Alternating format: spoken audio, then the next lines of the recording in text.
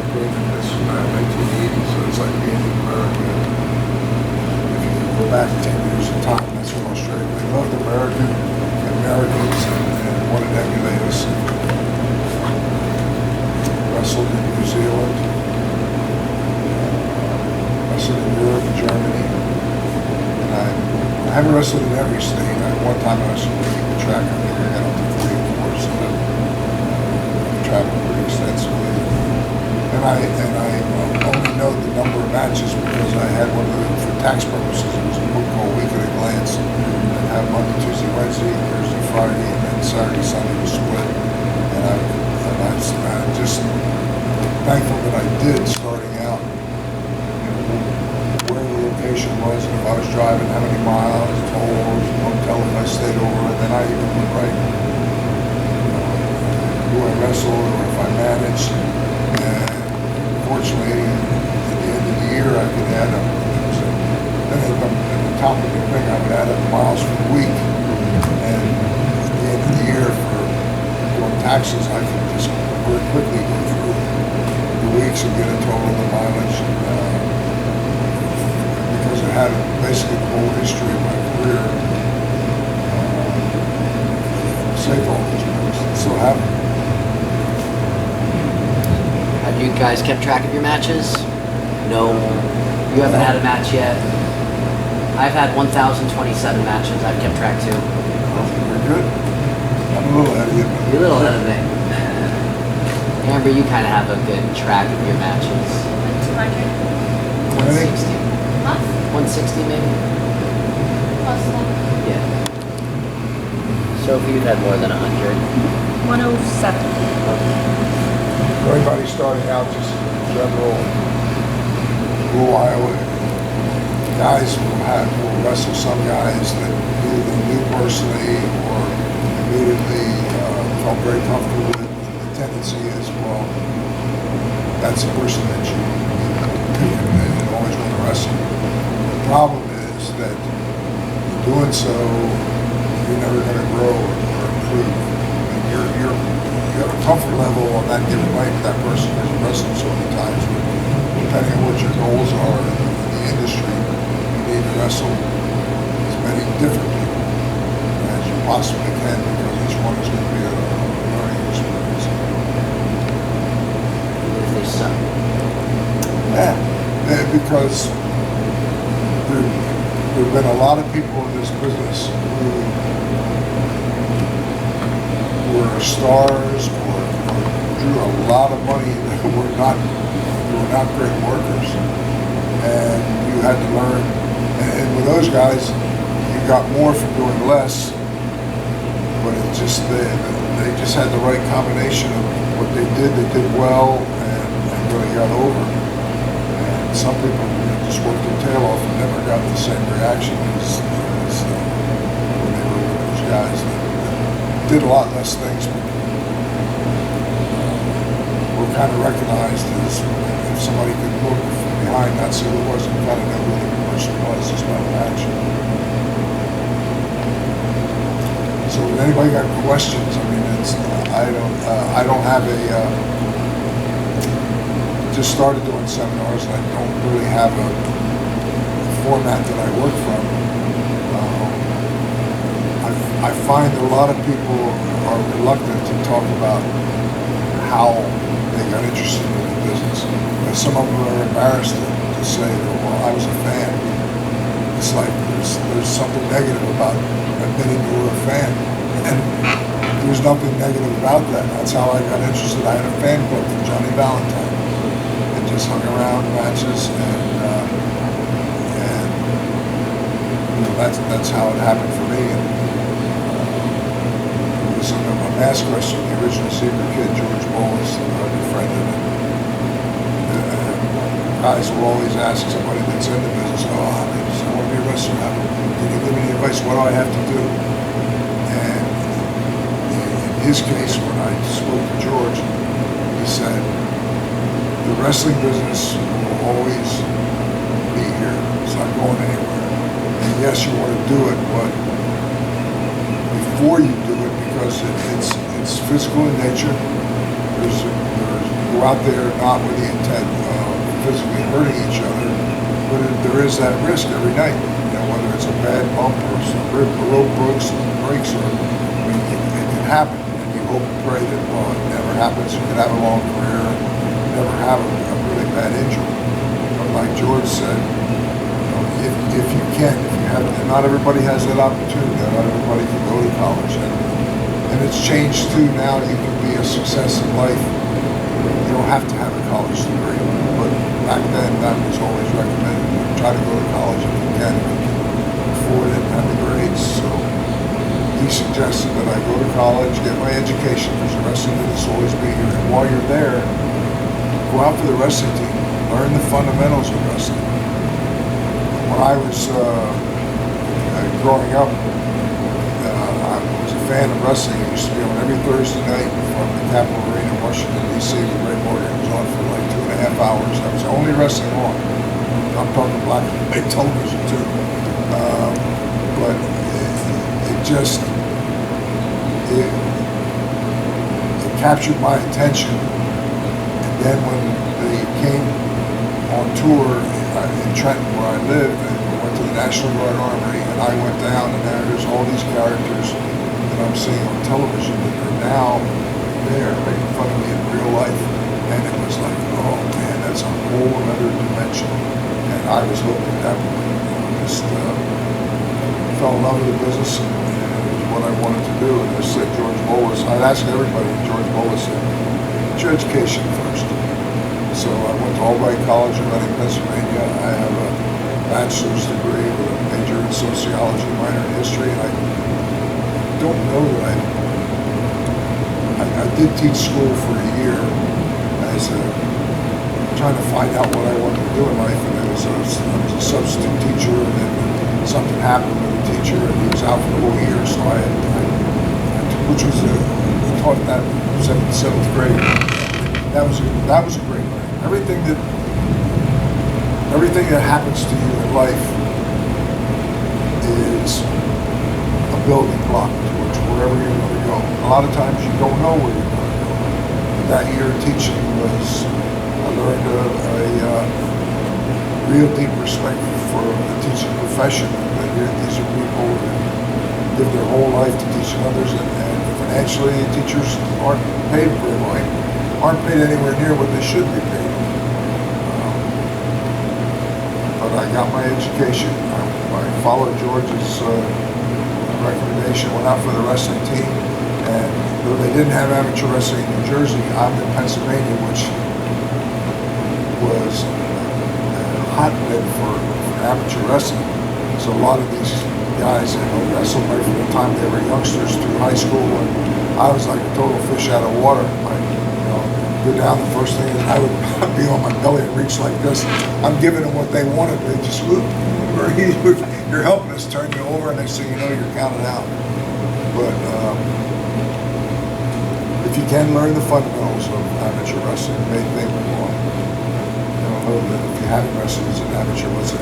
I'm not saying that you have to have that to be successful, but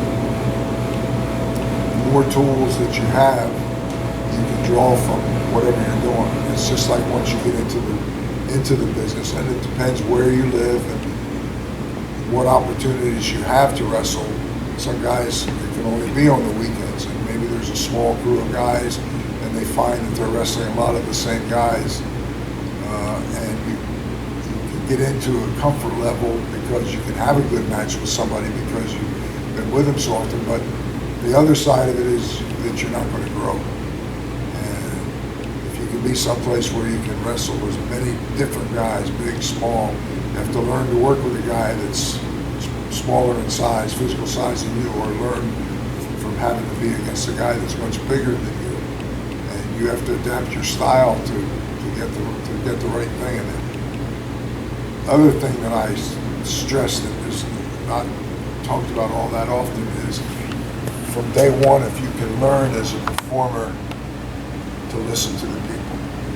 I'll hear guys in the back that are going to have an 8 or 10 minute match, and they're sitting there, and I do this. One guy said, I do this, and I do this, and I do this. And the other guy said, well, I do this, I do this, and I do this.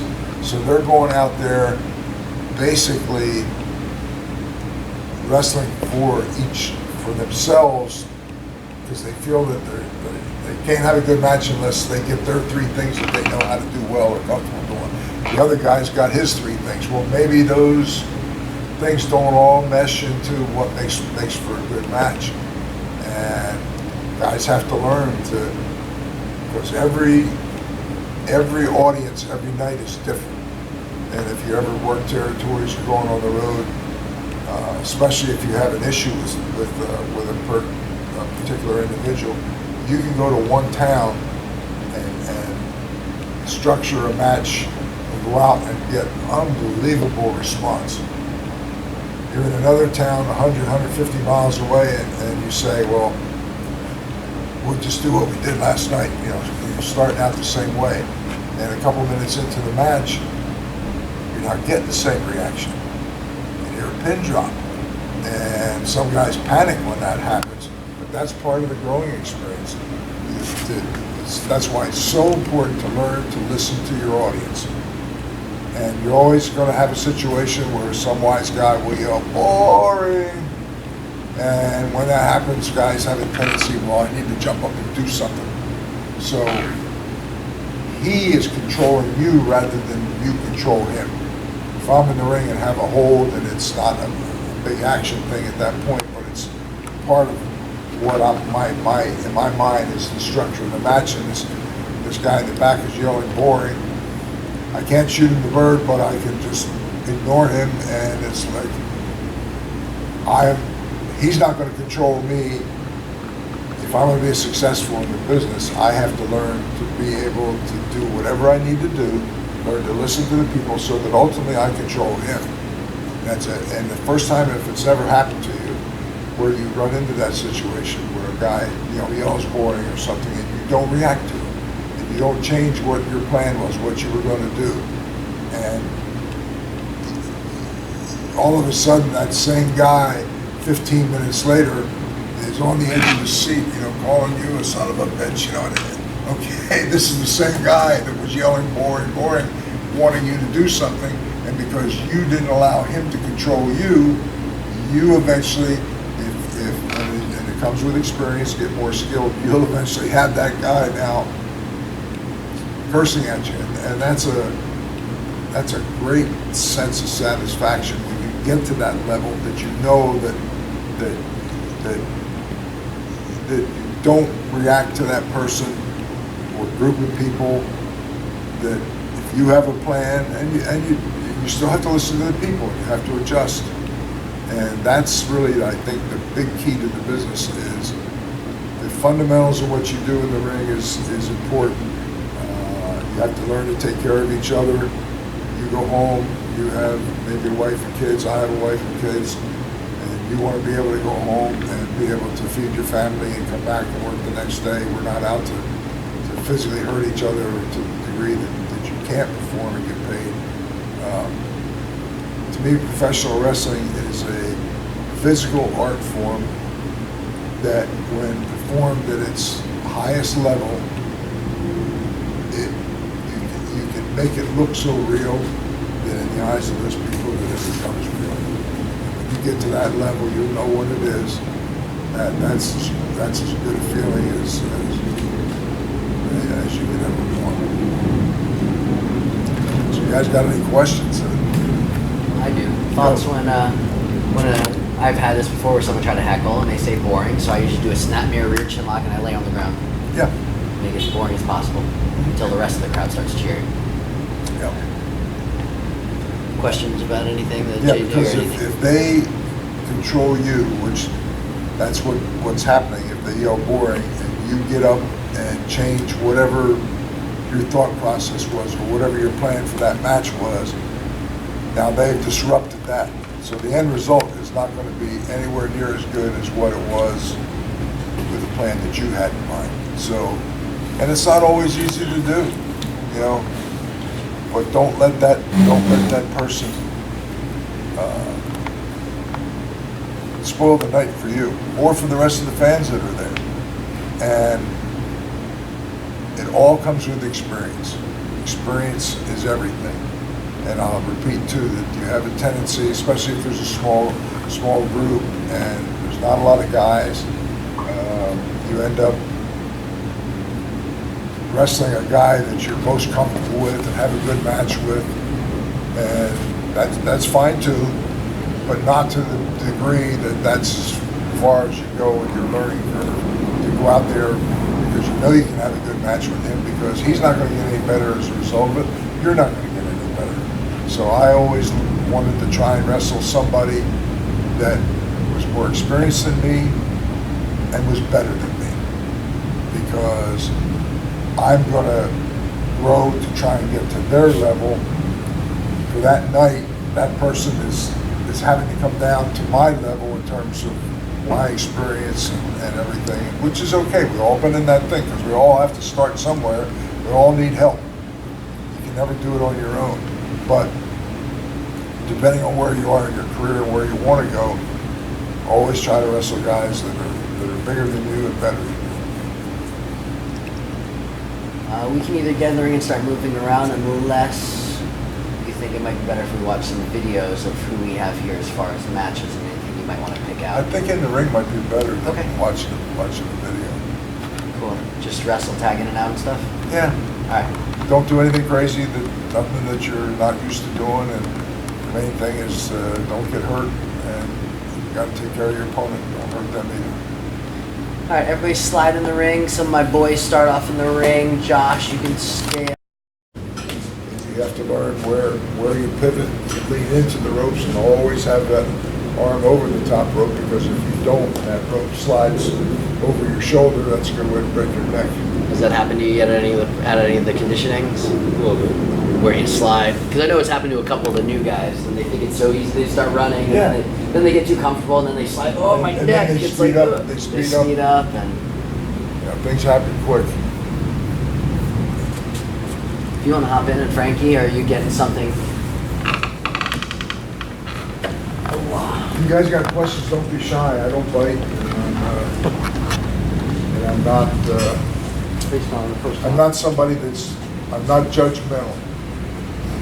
So don't be afraid to do something that maybe something you haven't tried before. You want to do it while I'm here, and even if it doesn't go as smoothly as you want, do it anyway.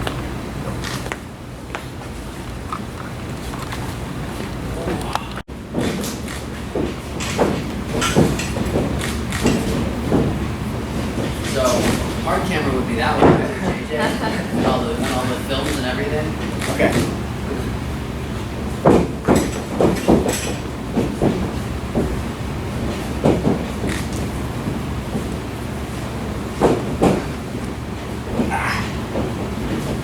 See, that was good. The first switch was just a switch without really, if he's got you locked around the waist, you have to show that somehow you're reducing that pressure to allow you to be able to pivot behind him. That way you got the under, got the arm. So everything is logic.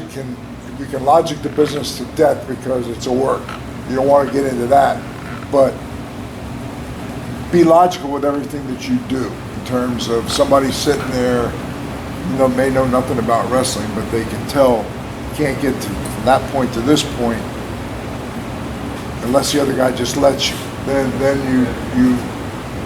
you're blowing up the mystique of you should always go out there with a thought in mind that I'm sitting here, I bought a ticket. Wrestling's a work. I just come here to be entertained.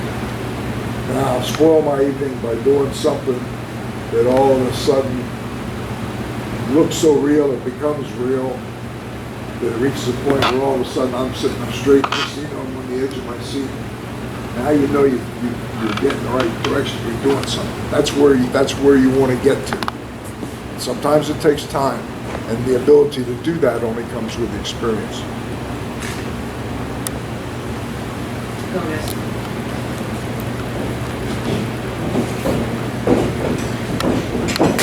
Good luck.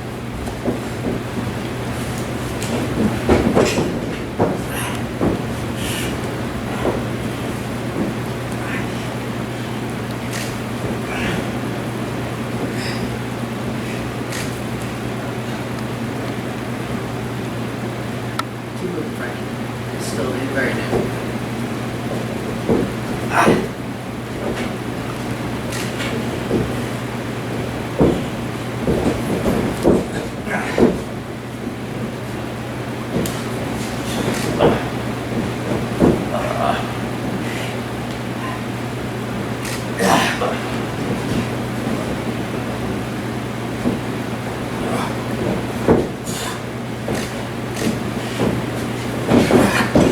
Take him over, Frankie. Call something.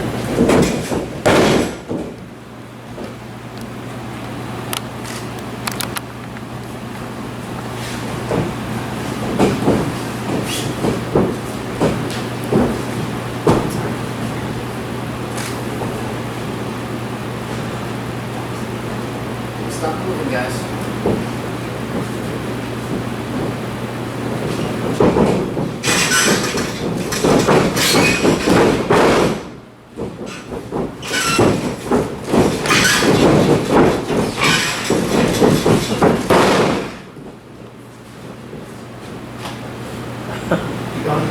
Well, yeah, why would you just stop and give me a toss and you fix your hair and stand around your opponent?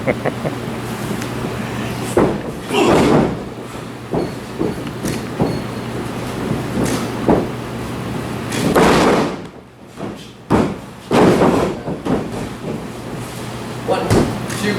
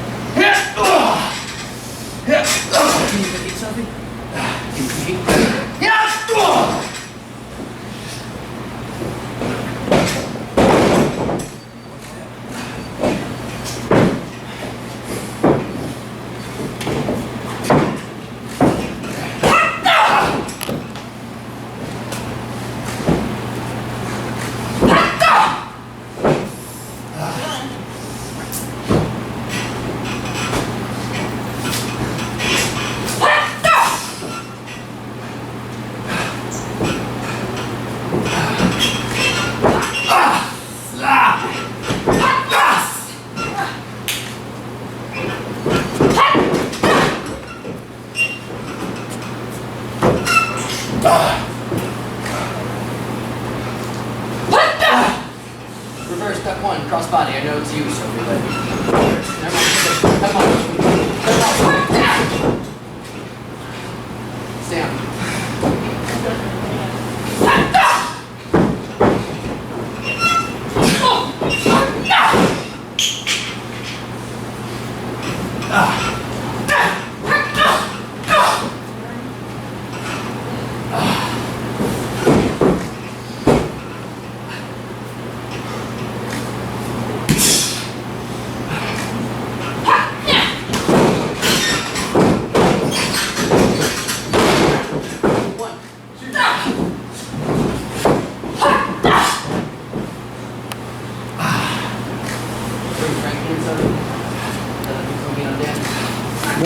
One thing I'm noticing, like,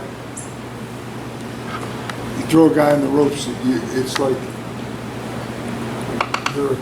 it looks like an attempt that you don't intend to ever make contact with. If that makes sense to you. It's like, you do something and instead of like this, it should be like you're intending to hit him, make him have to work to get out of the way so he doesn't get hit. Or you're just doing this, you just On the line? choreographed. What's choreographed? If he doesn't duck, take his head off. Yeah. He'll duck the next. Stick it to Frankie? Yeah, let Frank just get on because at the end, still knew it was going to be tough to move around too much. When you run a guy's head into the corner, nobody can ever take it. I don't think I can take one hand with you and do this into a corner.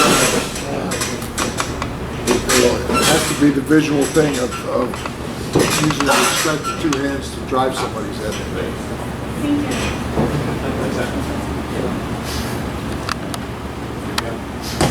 Keep going.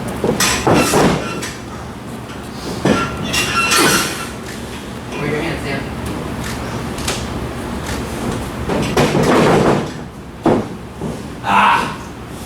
Call a hook spot for him. Remember, hard camera's over that way.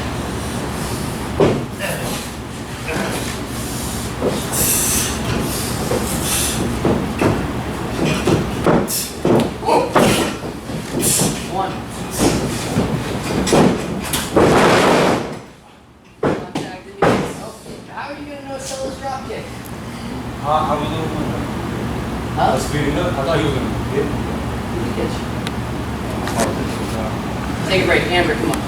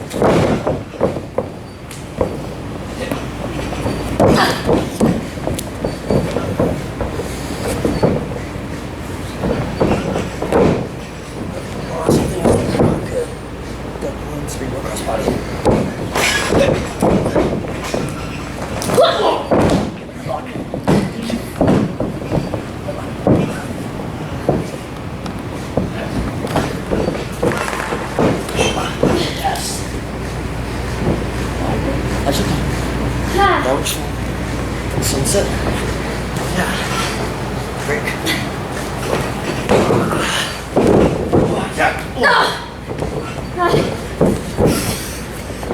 Give me some shots.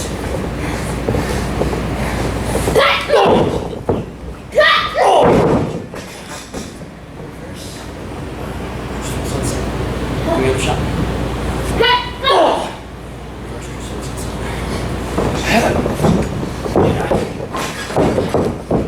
Yes! Look.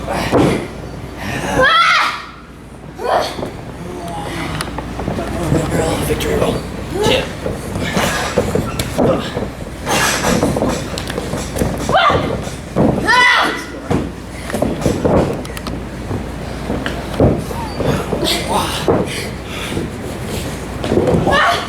Don't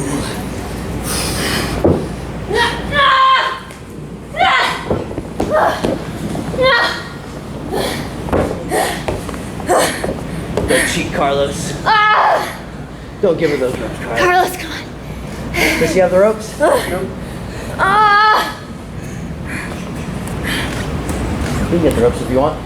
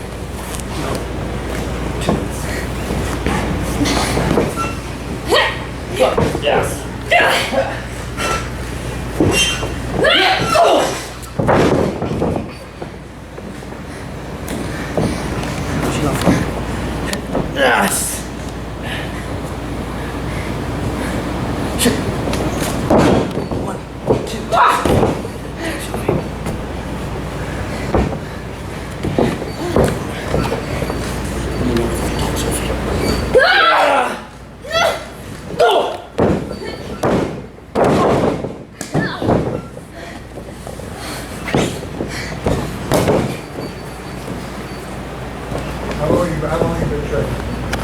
3 years. You're very good. Thank you. You're very balanced. You don't look awkward. That only comes with experience. Thank you.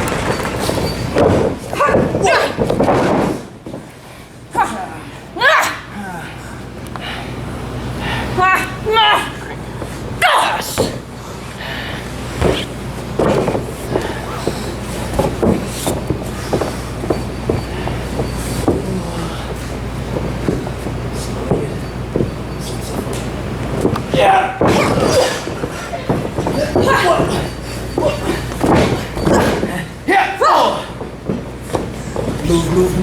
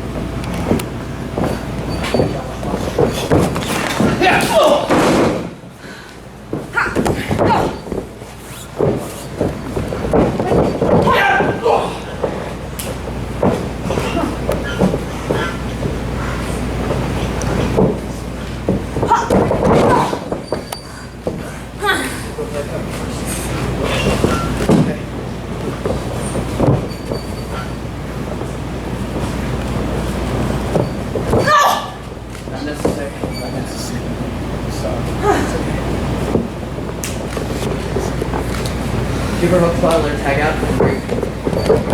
And cut him off, Sophie.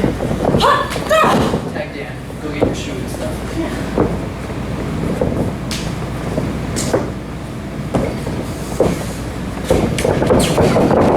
One.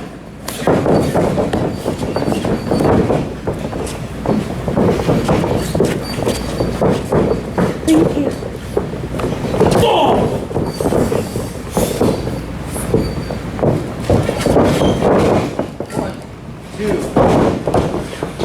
Quarter suplex, quarter front face like takedown, quarter small package. So. You move to me. Stand up, feet, guys. Keep attack them on the floor. Keep going, guys.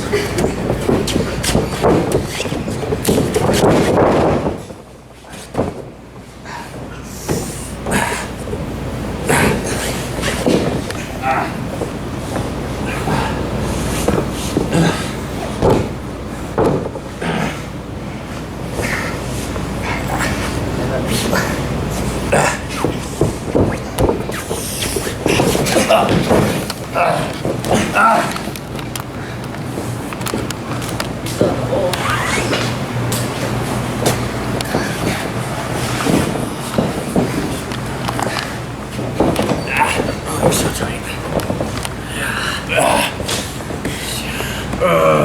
Stay for a second, but grab the hold. Grab the hold. There we go. Try to peel it away. Try to peel it away again. And this time get your foot loose. Don't fight too much. Stop pushing yourself up. Get your hands. Touch the stomach.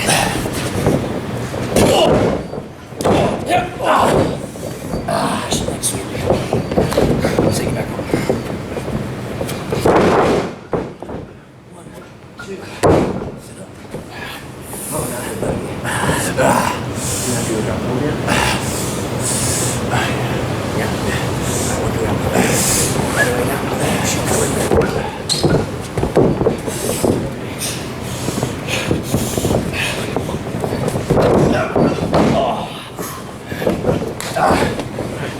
Goes down, stomach. There we go. Start working your way up. Everything was good up to the point that transition out of that thing. Didn't look very logical. Sorry, say that again. Sorry to hear you. The drop hold from that. Not quite the worst. Typically. And I am in real, but those are the little things that make the difference.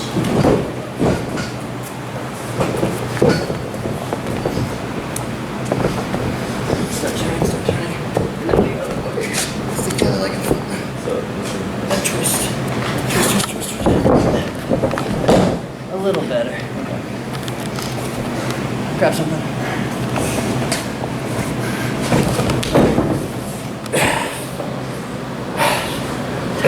Josh. Not so tight. Fine.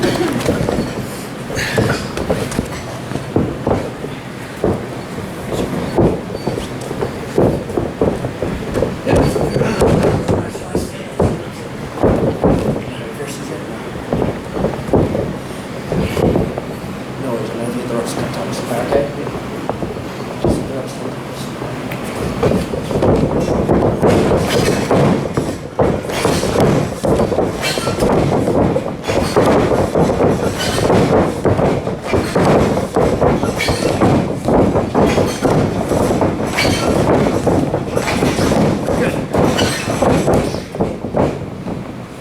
Good.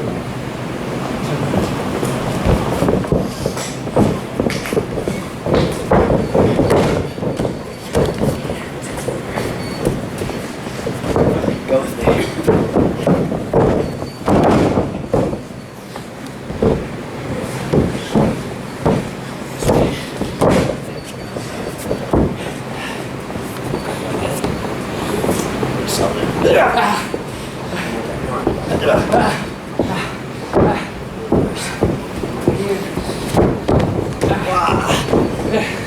There we go, loosen up.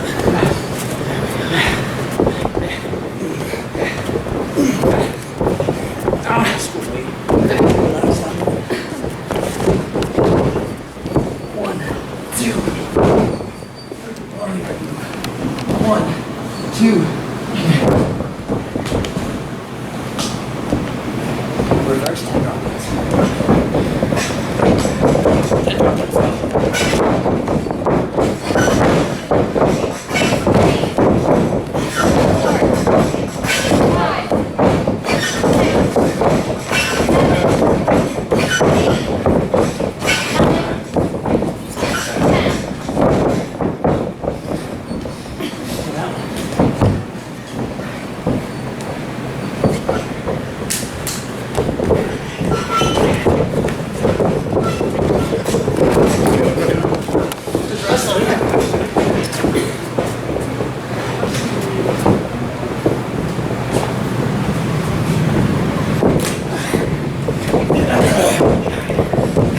See how you walk backwards that way? Yeah. So, waist up.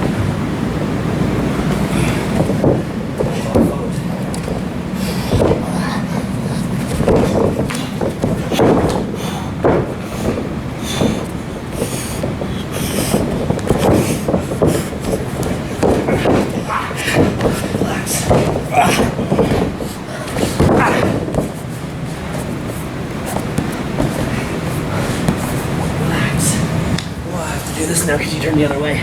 Ah, that's not working, you're so tight. Oh my god. Whoa. One, two. Come on.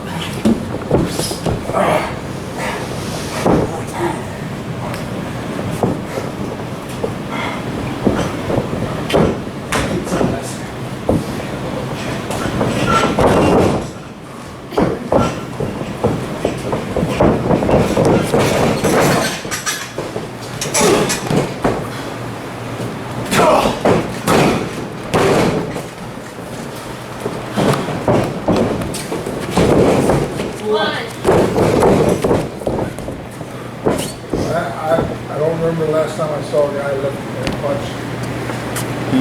Except in Mexico. Oh, lefty. Yeah. Like if you're gonna have any kind of a lengthy career, you're gonna have to learn everything is right side. I'm watching it, but something doesn't look right. Awkward. You're naturally left-handed? Yeah. You left-handed? Yes. He can do both and then just depends, but yeah, he does.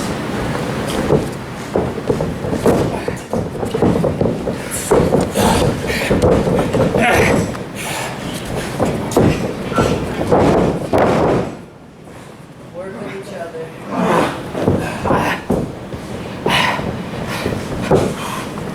Catch him, Jack. Reach if you can. Cover.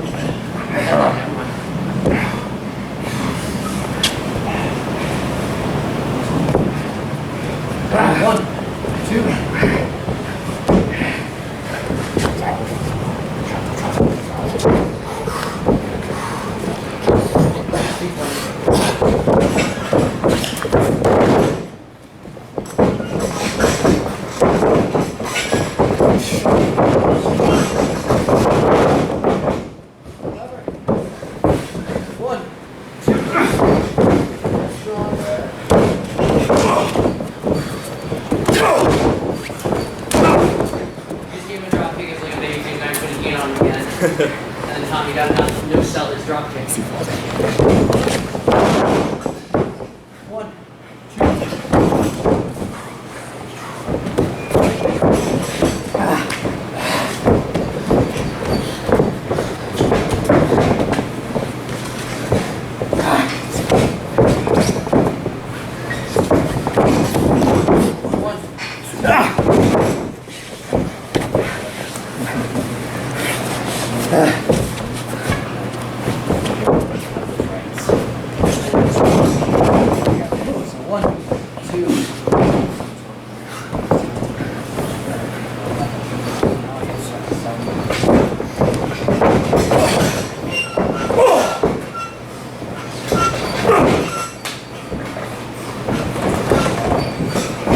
In a case like that, you lost the hold. You lost the hold. You should do everything you can to keep from losing the hold. And if you do, you should do everything you can to try to block him from getting it back. Again, I avoid everything. If you're on the street and you fight, what would you do? Trying to get away with getting ass.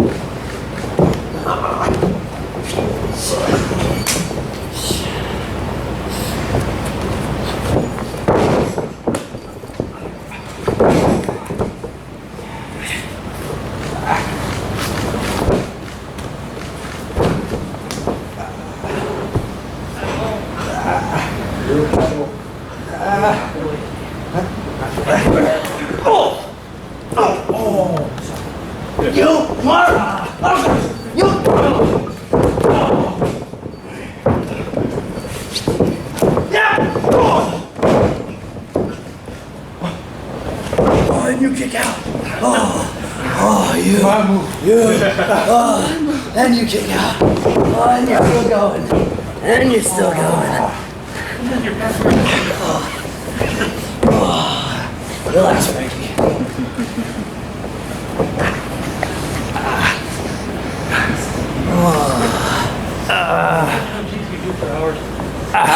You can keep on that hold for hours. Pull your hand away first. Your hand. Here's your hand. There we go. Start working your way up. Put your hands down. I'm gonna jump on your back. Yeah! Yeah!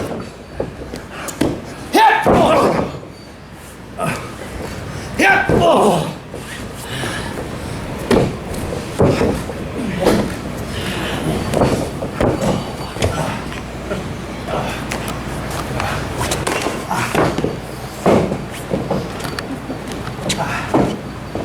Teacher's not even breathing hard.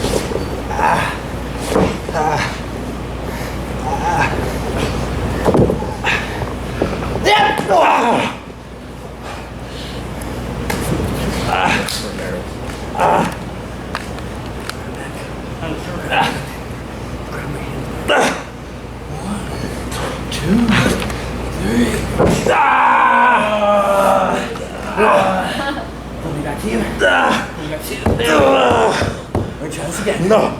Yes. Yes. Stand up. Go to Sophie's corner. Whoa.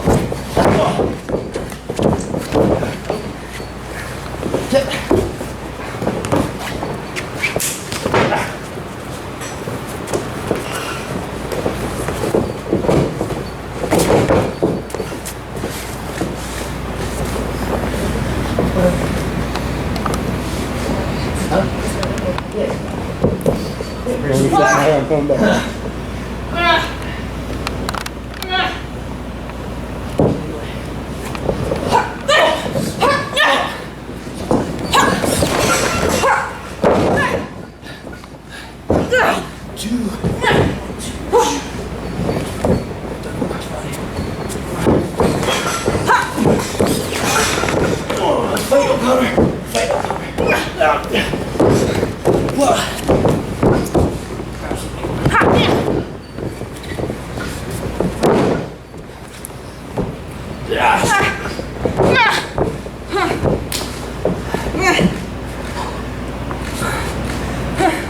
Stay for a second. Stay.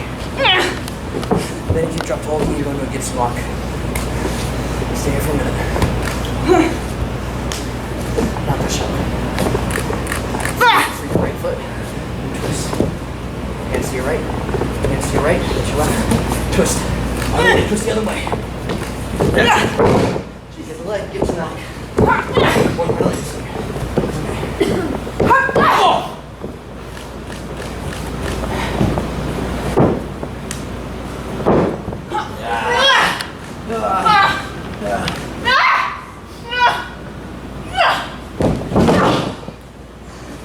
Go back my leg. Spinning hold. Spinning hold on small packet. Spinning hold. Ow. Go for the figure four. Back up. 1, 2. Yeah, 2 more.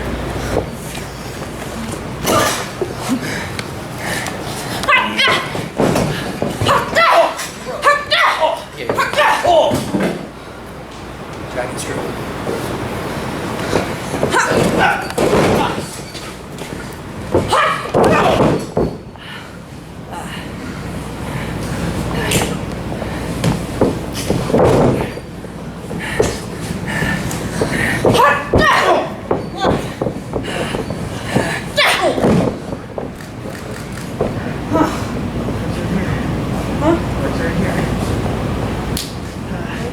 Like right here.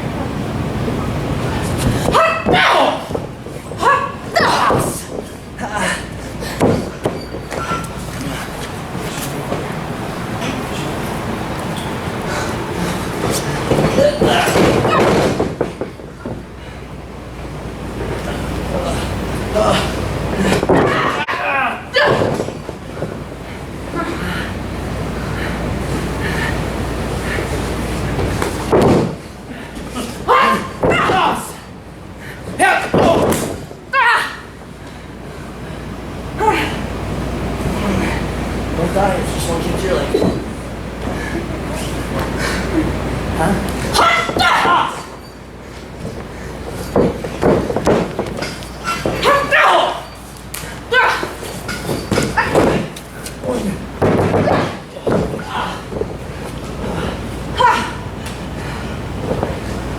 Hips in again? Huh? Hips in again?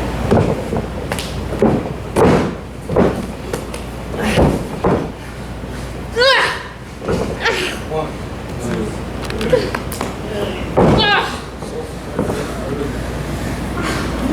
You were back there a minute or so, there was one spot there.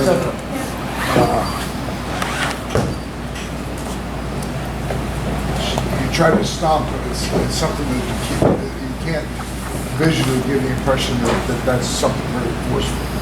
And he's wide open. I mean, if you were out in a street fight, you got all this leverage back here. You haul off the back here and kick the hell out of him. Not one of these little things. But I'm very impressed by what your teacher is teaching. You're learning the right way. Stuff that you do is logical, and very impressed with everybody today. And I would just tell you that because I'm here. I'm a tough sell.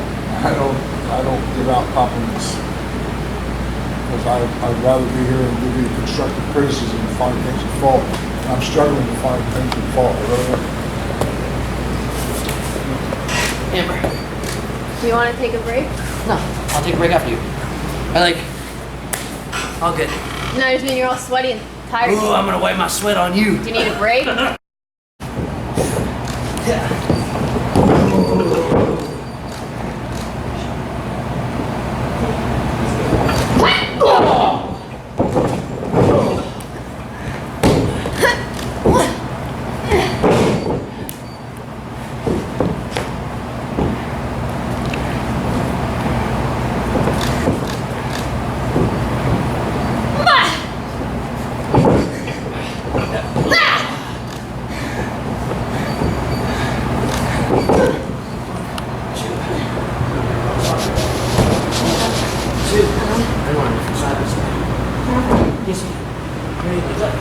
Bridge up. 1, 2, bridge. Bridge first. There you go. Now I'm going, then you go back. Jump. That's fine. Can't do that. Jump, you go. Yes, you can.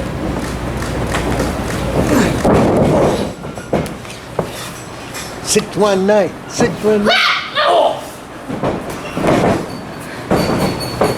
Tie about 3 rounds. Tie about. Pretty Tie about. 2, 6, 1. Oh, no.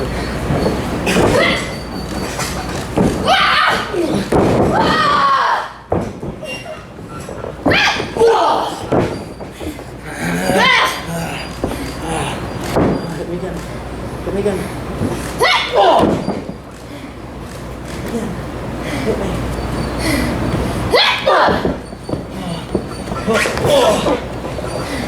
Oh, my shoe's messed up.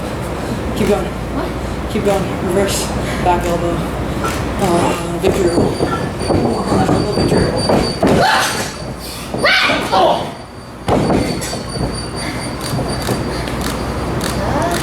Jump on my shoulders. What'd you call? Victory roll. You step forward, grab my shoulders, jump up. Like a Veronica, backwards. Jump over my shoulders. There you go. Roll forward. Roll forward, victory roll. Yeah, I get it. Don't get scared. Roll. Yay.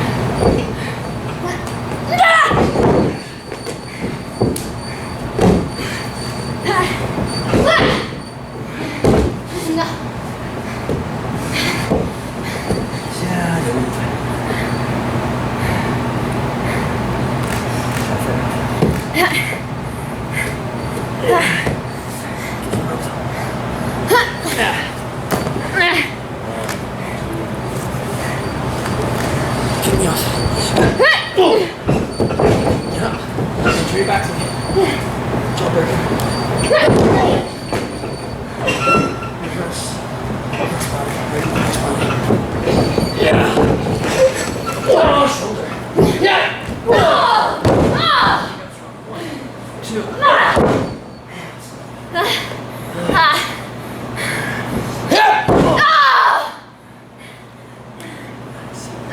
Hold first, let me get the hold. Now breathe. Relax. Let's figure out where you're at. You look away, you do some shots, I'll catch you back off. Get your leg free first. Catch your leg up. Get up. That's the other way. Let me switch this this way. From this way. There you go, give me some shots.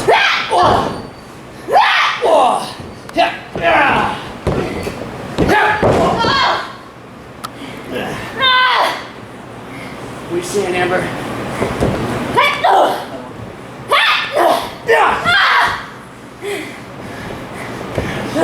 Get my hand away.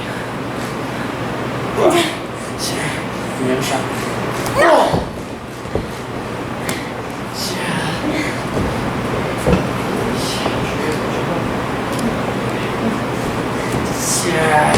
That's how you do it.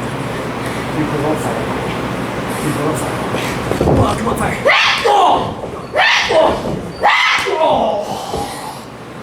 Oh, shit, my sunset.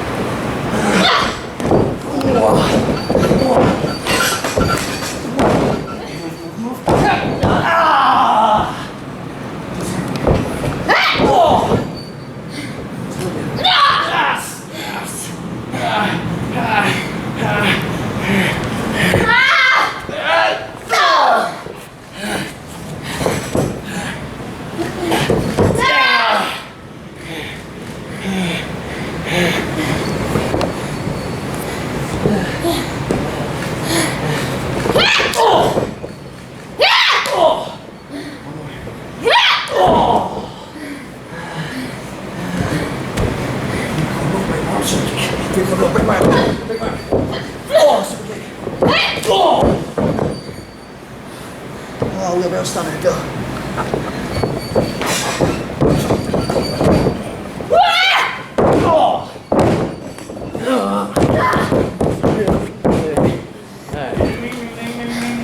Two out of three falls. 1, 2, 5, 6. He can never leave. No, it's you. I couldn't hear you at times. Sorry.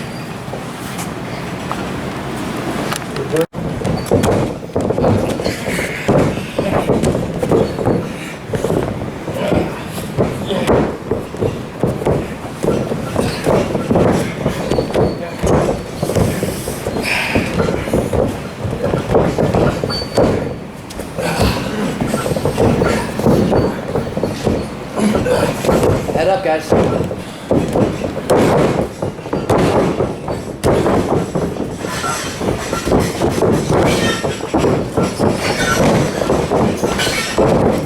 Oh, double tackle.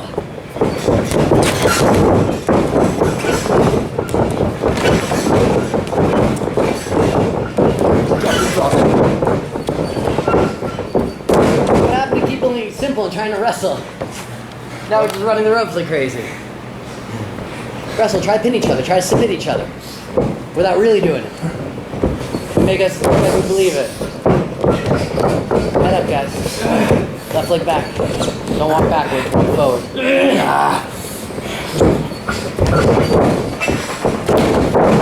Why are we back to that? That doesn't look real at all because you guys don't have that experience, so I'd rather you guys just wrestle. Just wrestle? Just wrestle. Don't worry about the ropes at all. Pretend there's no ropes. Okay, I heard mumbling. Oh, I'm sorry.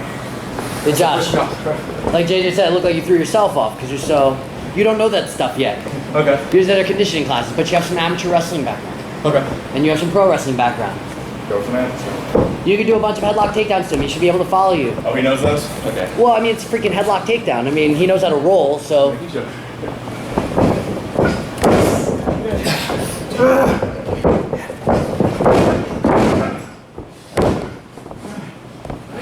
Now there, Josh, you can roll him into a pin. I'm sure you can find out where his shoulders are, right? It's logical. There you go. 1, 2. Now you got a headlock.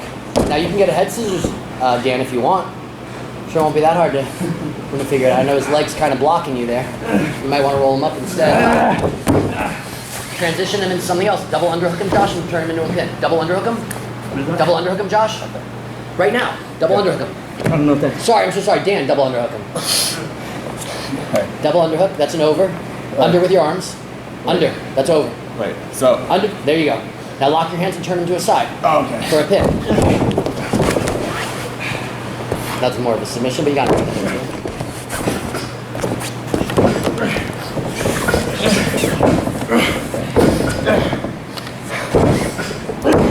Don't worry about strikes. You've never done that in amateur wrestling.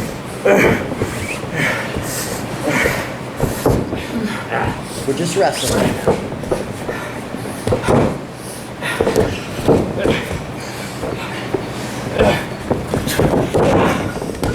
Good transition to the left side. Amateur Rolato's on the other side, so you had the headlock on the front face lock on the other side. It'll come when you finally sign up.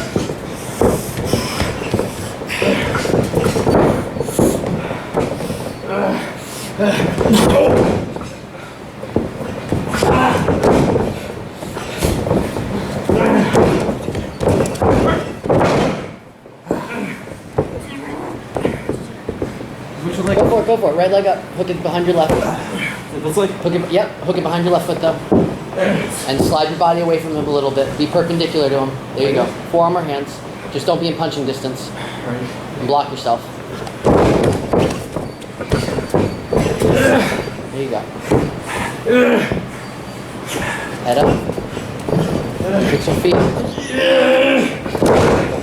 Fix your feet, Josh. Left leg back. Stand up, Dan. Don't worry about strikes. Sorry. You know how to reverse a headlock with a bunch of different wrestling holds. Put it on your chest.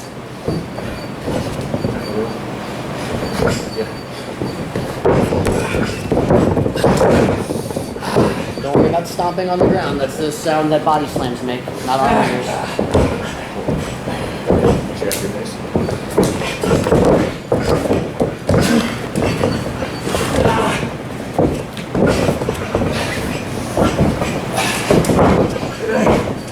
It's just a forward roll he's about to give you. Post on his leg. Post on his leg. Post on his leg, not hook his leg. Right here.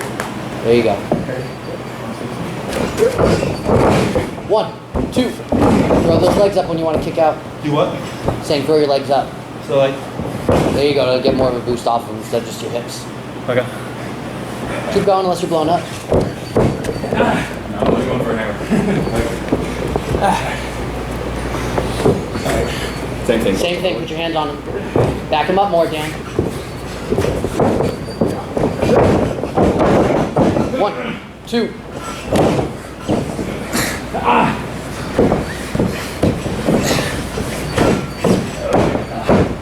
There you go. Good. I know it's a little tougher because you're more shooting around a little bit, but hard camera's over here. Same side JJ is at. Sharpshooter. Oh, okay. No, jackknife pin, you're good. Over the knees. Alright. Catch me on Put your hands in front of your face. Put your hands up here just to catch them. Yeah. There you go. It's gonna roll over. Good. 1, 2. Go let him fix his hair. Yeah, of course. You want to take over? Yeah. Alright. Don't worry about it. Take a break, guys. Not bad for zero training. You think so?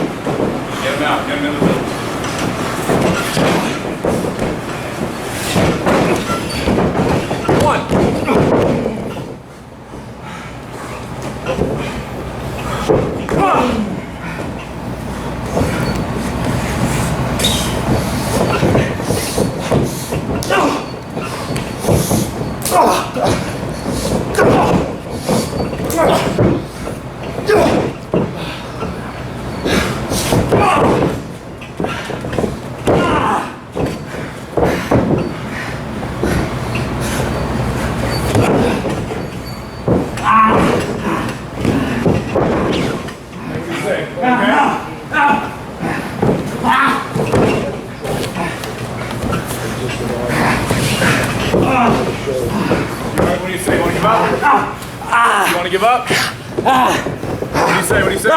No. All right, he's on the 1, 2, 3, 4.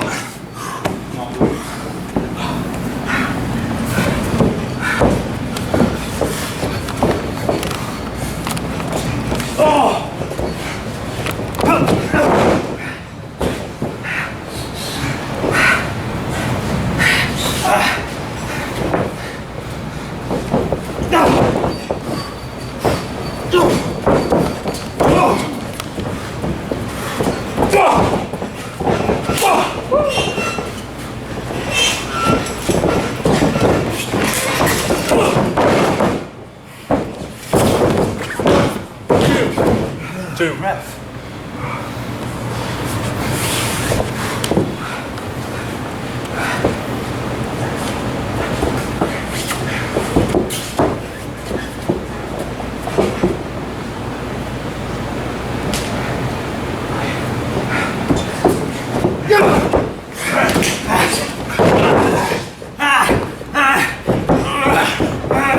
Come on, turn, you big fucker!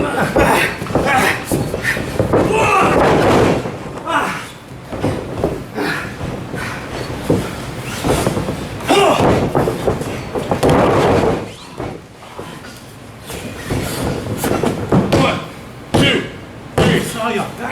Ring the bell.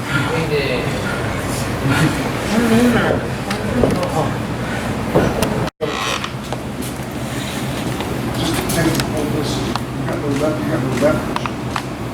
It's got to be like this, something like this. You're not going to go anywhere. You go to threaten me, I'm just, yeah? You're fighting. You wouldn't hold it. You wouldn't hold it. Both hands on the wrist. Because that leaves all your weapons free. And I got no leverage on you. So I'm going to get that wrist bent up and you're mine.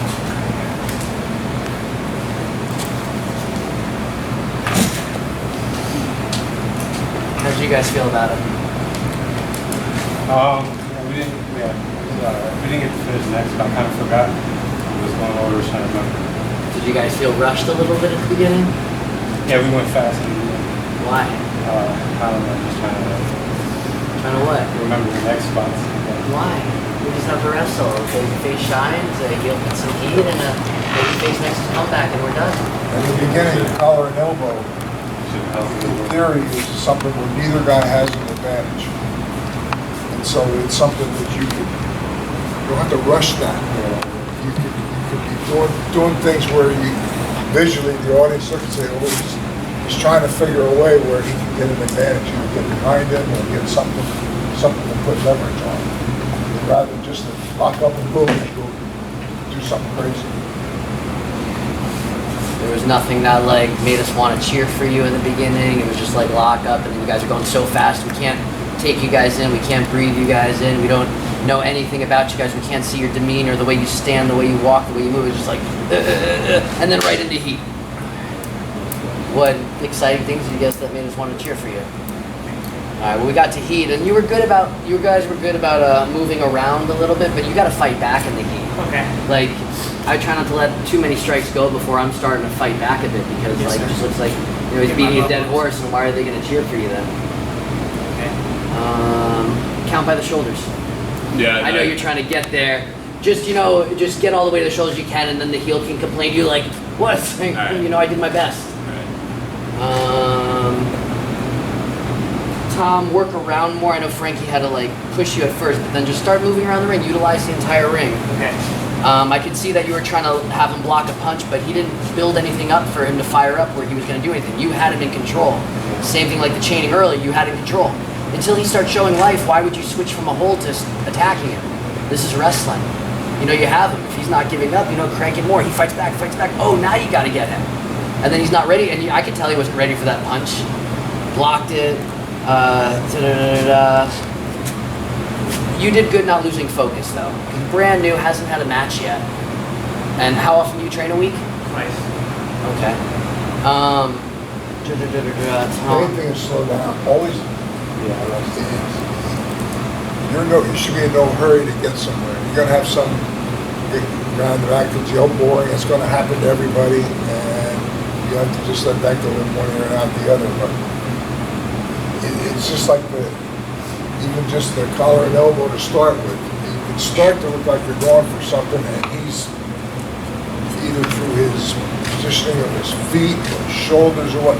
It shouldn't just be an automatic, just like an instantaneous stop off to something. It should be, you can tell the whole picture for 30 seconds, 45 seconds, just off of that, just what you're trying to do, trying to get him in a position where you can get an advantage. Try it for an arm, he doesn't give it to you. A lot of it, and this is a generalization, is that everything seems to be so rushed. And there's no reason to rush. You're in control. no comeback. A Boston Crab that you like out fancied him and did a cartwheel and do a rocker dropper. Like if I just turn the channel on and I see him go over and you do a cartwheel and a rocker dropper, And there's fuck some other yeah. spot. I was supposed to throw a line, he was supposed to duck it, and he was like, you about to come back, boom, and then eventually get into the thing. Oh, so you gave him no shine and no comeback? That was your plan? No, I know. I wanted to have a comeback and then we didn't go to that spot. Start backwards when you're calling a match. Okay. And try to figure out what the finish is, come back, and then we can fill in the gaps. And if we don't have time to do any of it, we just go in there, we just know what we're doing. We wrestle. Eventually heel gets frustrated, cuts him off, babyface makes a comeback, and you go home. That's the basic story that you're selling every night. Unless you're an Abdullah the Butcher, somebody that's a monster, you don't have to go out there and be a heel till it's the mentality should always be that the babyface is a great wrestler. The heel thinks he's a great wrestler and thinks he's as good or maybe better than the other guy. And you have to slowly tell the story of where you go to do something, and you're almost cocky about it, and then he does something to reverse it where you didn't get the advantage you thought you were going to get. And through your facial expressions and your body language, you can show frustration. And then eventually that happens enough. Now you got a reason to either pull his hair, pull his tights, or take a shortcut, throw an elbow before you had any reason to up to that point. There's a reason why you're doing it. You think you're as good a wrestler or better than he is.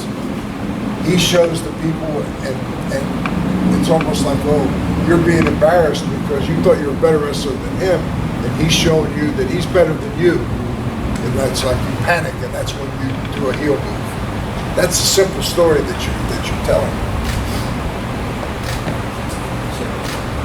Does that make sense, Frankie? Even if the heel is the better wrestler, they'll get cocky about it, and then the babyface can outdo him. And the fans, the smart fans, the uneducated fans will all laugh at the heel and cheer for the babyface, no matter who it is. Yeah. Simple story. And you can have fun doing it. And if you take your time, again, it's you control the people don't control you. So you should have a plan when you go in, and you have to be able to adapt. Because you can do one match in the town one night, two of you, and then go to another town 100 miles away, and we all will just do what we did last night.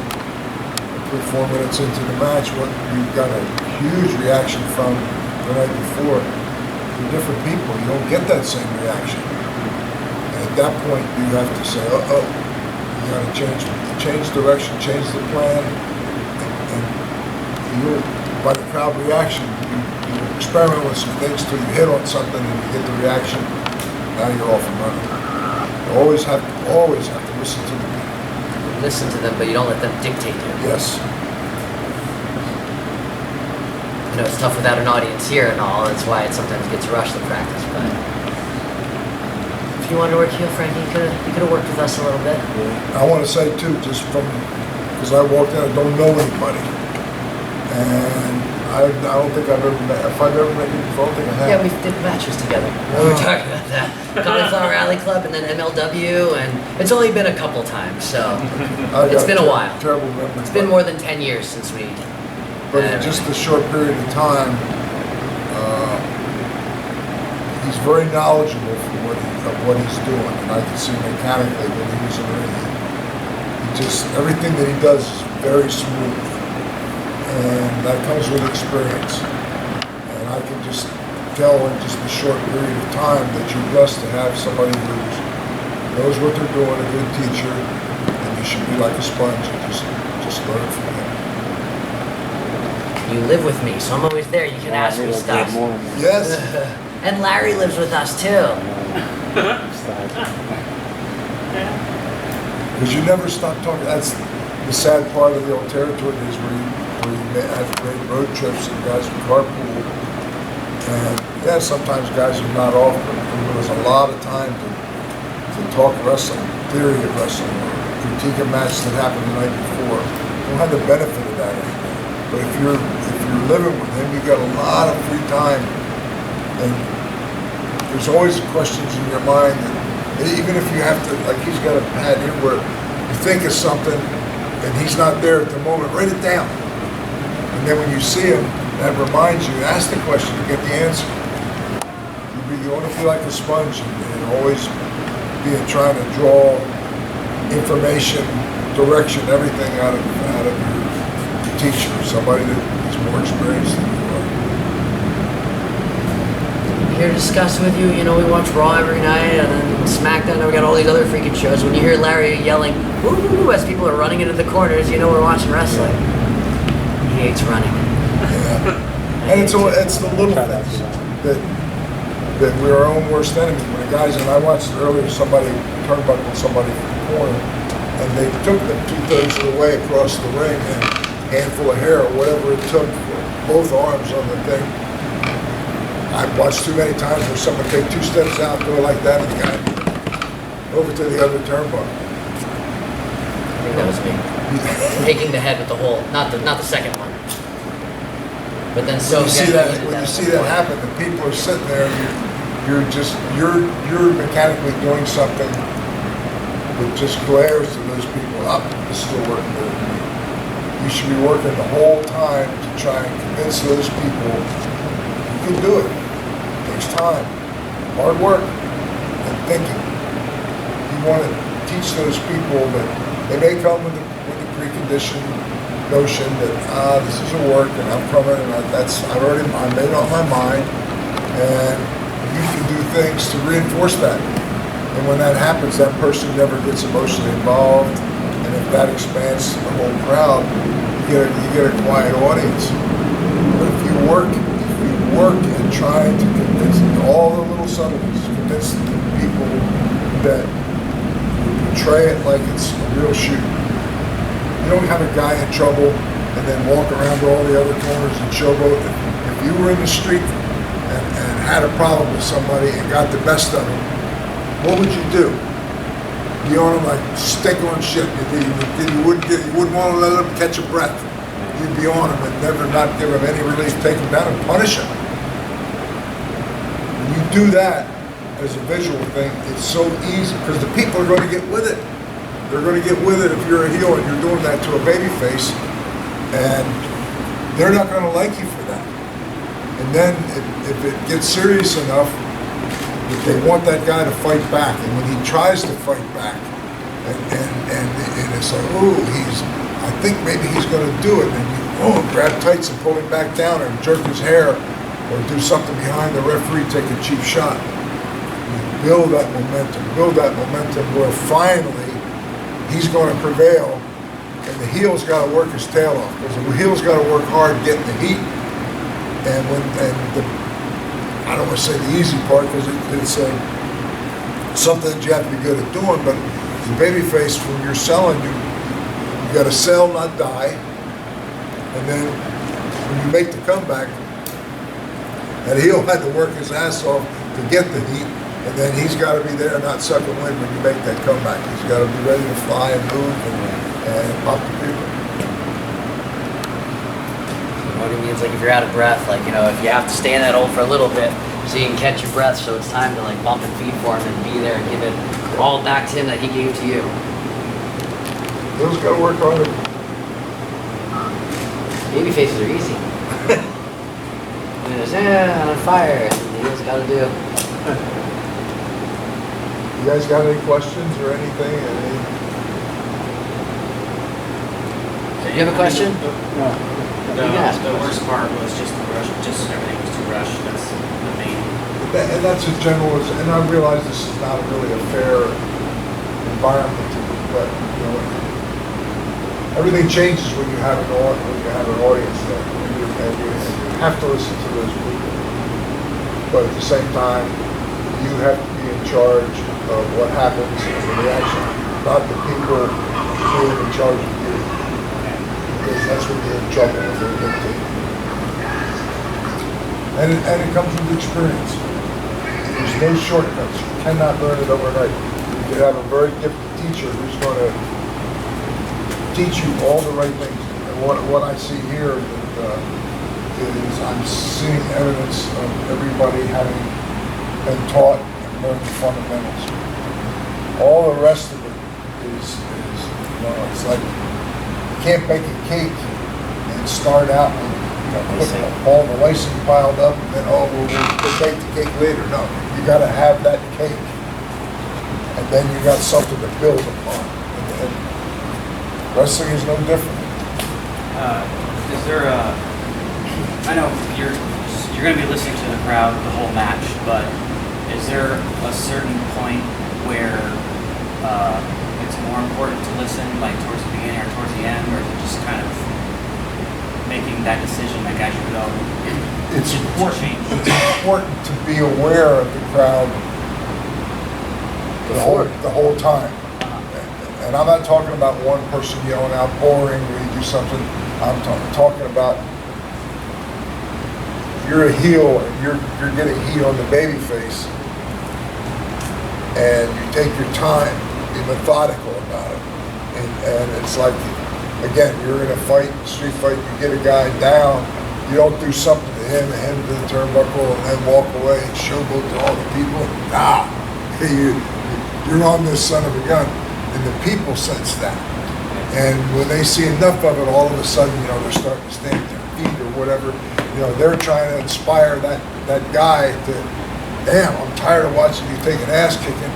Have you got any guts? And then when they see it, when they see that spark, and it doesn't have to be a sudden, boom, this way explosion. It should be something that builds, where he throws that punch and then, he staggers back, half selling what he's doing. He gives you that instant to get back on him. He did, it's like, ooh, for a second, he showed some life. And it's a story that you slowly build and slowly build. I try to listen to the crowd before I even go out there. Like I see the other matches, I see who in the crowd is reacting to the people. Okay. If you can only hear and you hear like deep sounds, it's more of an adult crowd that might want to fight more. If you're a high pitch, it's kids and women where you can do more like, playful stuff or whatever. But then just when you're out there the whole time. Okay. Does this look familiar to you at all? Where are you at? Here. There you are. Yeah. Where was that? This is in Vegas. Oh, okay.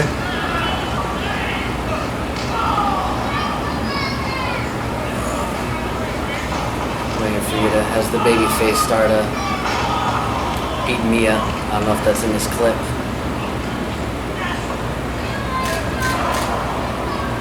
Anyway, it's just you can buy it online. JJ managing the guys I was wrestling. This is a great business. It's a business that the territories don't exist anymore, so there's not as much opportunity for a guy to go somewhere where he's not known. Whatever baggage you had from before, if you were an enhancement wrestler, the whole time you were one, but that's where you're learning. That's when you're filling your tool chest with all of the knowledge that you need to go to the next level. And then the nice part of the territory days when you go somewhere else and they don't know you from Adam, so you can start at a different level because you don't have that baggage hanging on your back. Not quite so easy now, but the thought process is still the same. And it's something that you can't rush. Some guys are more gifted athletically or seem to have more the tools to work with in this business, but a lot of it is up here. It's attitude. It's like, why are you doing this? Are you doing this because you want to be a wrestler? Okay, you go out there, you have one match, now you better wrestle. What else you want? Why are you doing this? And you have to know yourself. You have to have some goals. I live here. I'd like to wrestle 3-4 times a week and get better, which means you have to wrestle not just the same one or two guys that you can have a good match with, because you're only going to go to a certain level. You always want to try to wrestle guys that are better than you, a bigger name than you, more experienced than you, because you're going to learn from them that you're not going to get by always wrestling somebody that, He's got a little less experience than me. Now he's having to learn from you. So you can have a lot of fun in the process. You may have to travel a little bit, but you should get out and wrestle as many different guys as you can, as often as you can. Carlos, you have a question? In your wrestling career, how many injuries you have? Ooh. I've been pretty lucky, actually. You can see this joint here from locking up and all. This happened that I got so much calcium built up in there that you can see the comparison between the two. And then the other one is the War Games. War Games in 60. I don't know what year it was, but it was the first War Games at the Omni in Atlanta, which is. I was on Animal's shoulder and all cut off, and went down. Thought I was going to break my neck and tuck my head at the same time, buried the shoulder. And, injuries. It's a physical altercation, controlled to the point I don't want to hurt my opponent that he can't go home because he's got a family to feed, and I want him to take care of me to the same extent. But sometimes you push your limits too. You want to go out there and you want to create the illusion that it's as violent as it can be without it being violent to the point that you can't perform the next day or you can't go home and feed your family. So it's, and a lot of that comes with experience. And as the more experienced you are, you find that you can accomplish more with less because you learn to work smart rather than working hard. But you have to earn your stripes. You have to get to that point. And some guys it takes a little bit longer than others. I have a question. I'm Sure. not sure if it's a good question. There's no bad questions. Okay. How do you know how to change how you're selling depending on when the gear in the match and the heat changes? Be more specific. You must have an example in mind. I mean, when it's time to come back from selling, is that looking at that? Or? No. Is it different types of selling depending on how the heat is going as far as intensity? And a lot of it has to come back to the things, listening to your audience and how much time you have too. If there's a card with 12 matches and maybe you don't have the luxury of having as much time as you would like, because I was more of a storyteller that took my time, and sometimes you can't do that, and especially if television's involved, where it's okay. Told that you got 6 minutes. They'll stretch it to 6, you can get 7, and it's not going to break the whole world down. But I used to time all the TBS shows, the Clash of Champions that were live, and I used to go around and ask the guys, how long is it going to take for your finish? Once you get the cue, how long? Minute 30. And I find out from experience, because Gene Anderson used to walk out there, and that used to be the cue, okay, go home. And he would walk out there, and I'm watching what time it is, and that minute and a half was actually behind enough time to show out. And he said, James, how much longer do you have to look at this shit? I said, Dusty, you're going to have to put your teeth for about another minute, 15 seconds. I got nowhere else to go. He made his point. But he also understood my problem and respected what I did. And he made his point, and he was right. Sometimes you think that two people do something, whether one of them's injured or something that just doesn't go that day, and the match is dragging. And sometimes it drags enough that you send them home and say, okay, I'll find it somewhere. I hope that answered your question. I think so. The longer you have, the more you can do. But if you only have so much time, you can only sell so much and then make your comeback. Like your match with Marina, you had more time because you guys were the last match, and you could do stuff where you made a little comeback. You went to a bigger heat, longer heat, and then a bigger comeback to where you guys fought all over and sliced yourself up and jumped off the truck and everything. Depends on the match. If you're the opener, you can't do all that. And that's the thing too, when I look at an independent card. Back in the day, the opening match, you not go on the floor, you not touch the referee, you not middle the referee, and that's not to say that they... Was there also the don't touch the top rope?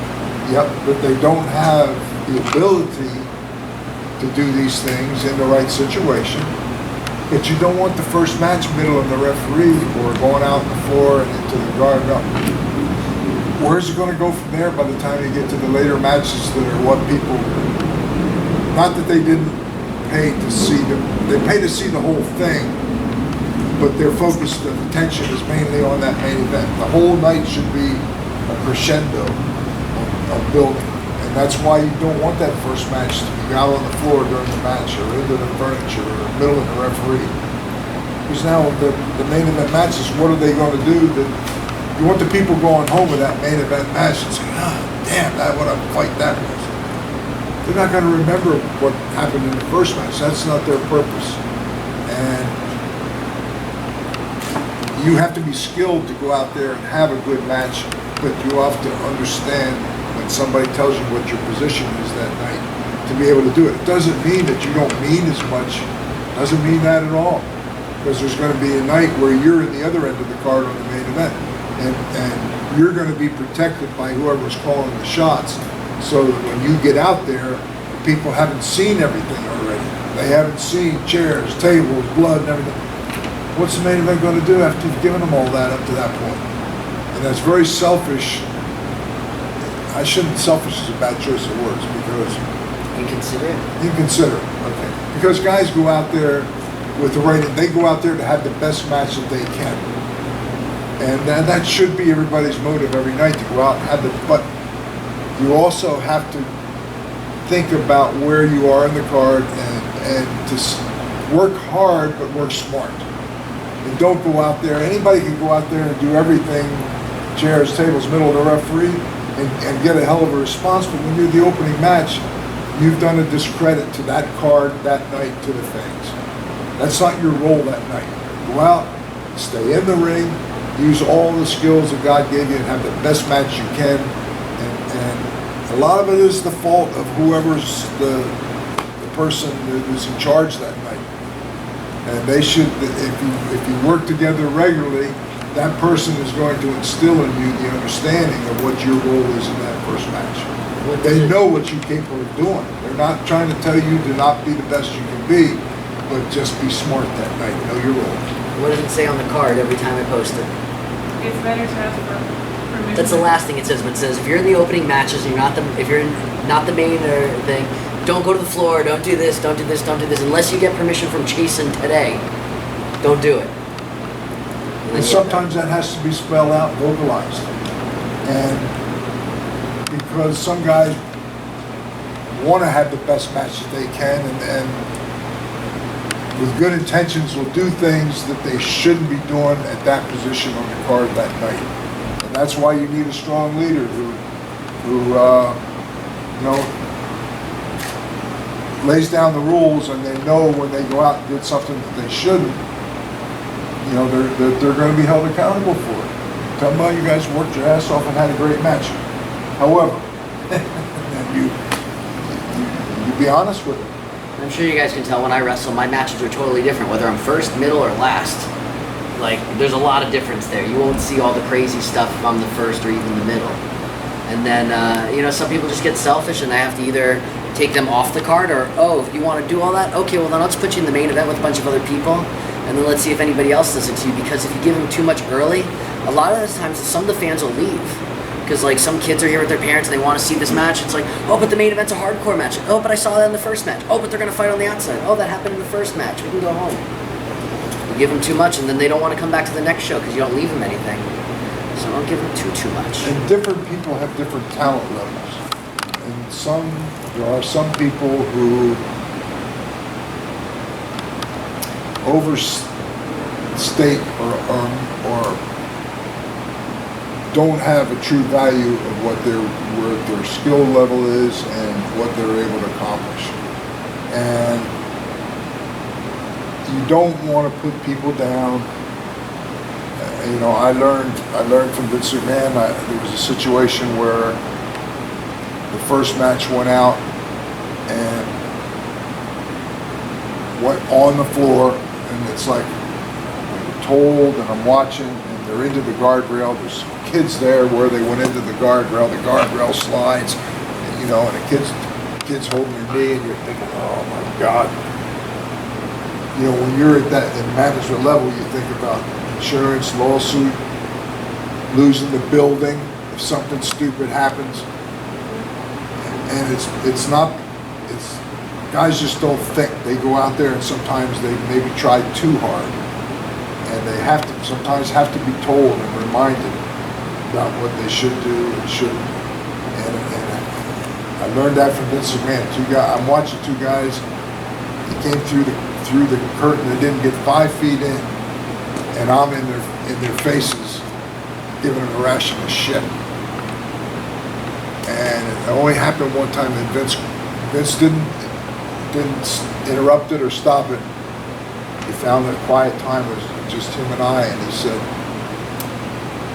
those guys went out there and worked their ass off. Did they not work smart or do things that they shouldn't have done? Yes.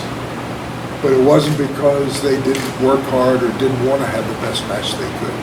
So if they come through that curtain, most guys come through with a feeling of they had a great match, and they're waiting for somebody to say, hey, hell of a match, boy, let them try and follow that.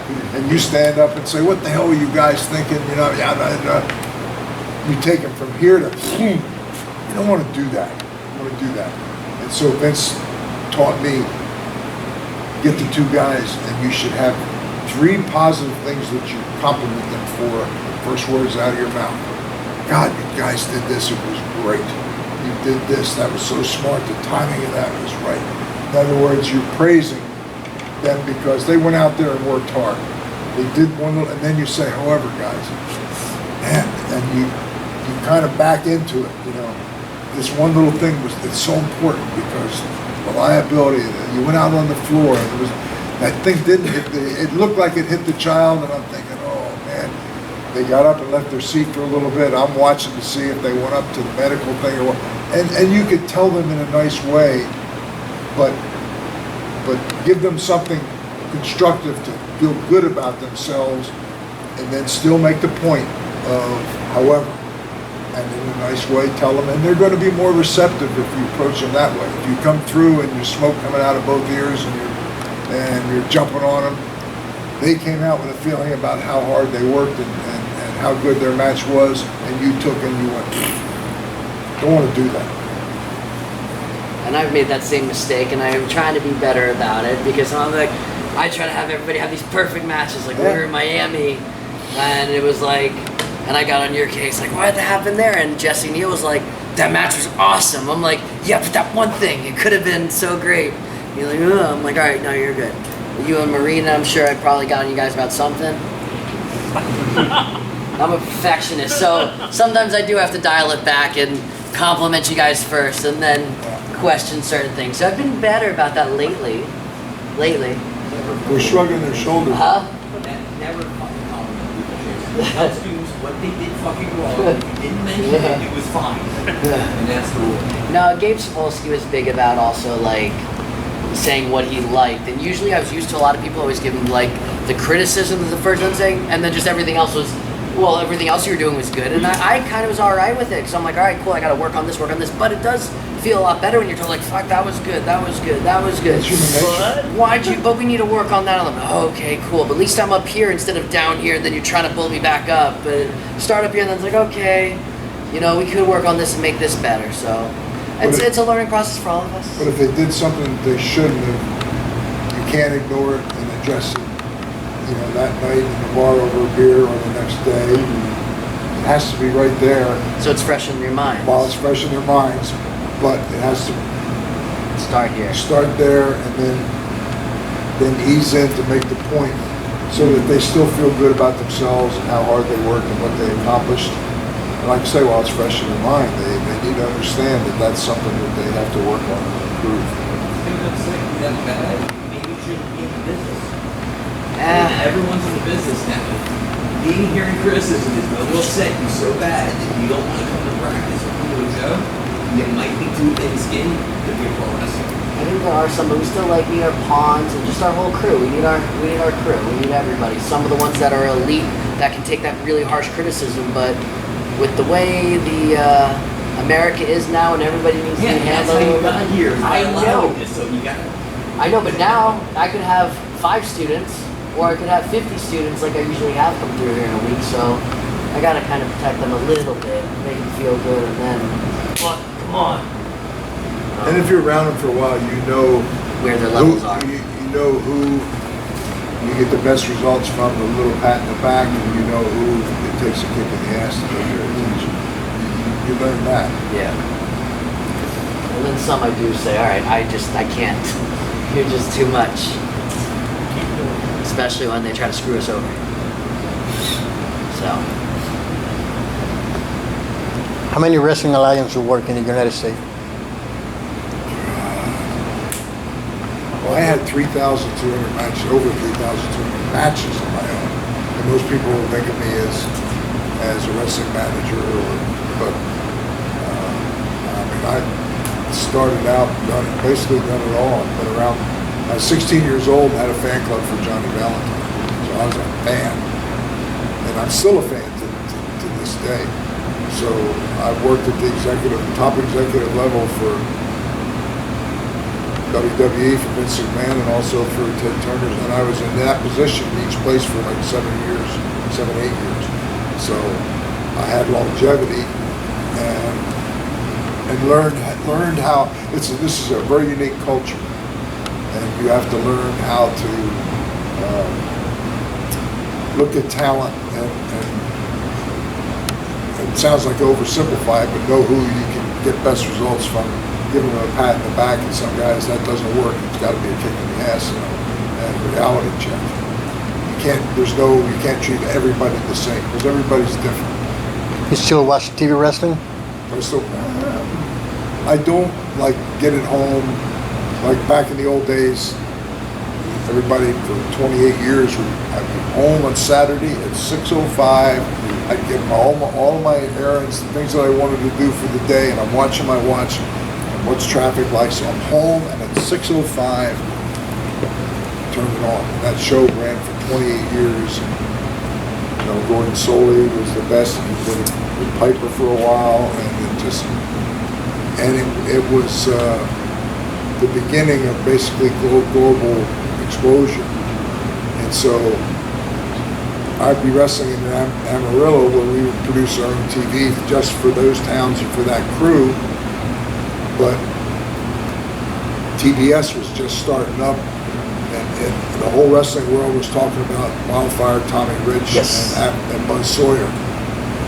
Rest in peace, great wrestler. Wrestling fans in the local territories didn't understand that because they were always asking promoters, when are we going to see somebody new? They always wanted new faces. Well, it's not that simple for somebody to come in and stay there for a while. If they got a family, they got to get kids in school. They have apartments to rent. It's not like they just show up this week and then they leave. It's not like that. But we're human beings, and it's our job. And the fans don't understand that. Oh, when are we going to see somebody new? And then when TBS started up and was so hot that here we're working our tails off. And they're saying to the local promoter, when are we going to see Wildfire Tommy Rich? When are we going to see Buzz Sawyer? And they can't explain to them, well, you're seeing a national broadcast that's kind of like how it used to be us with the local TV, but now it's being seen everywhere.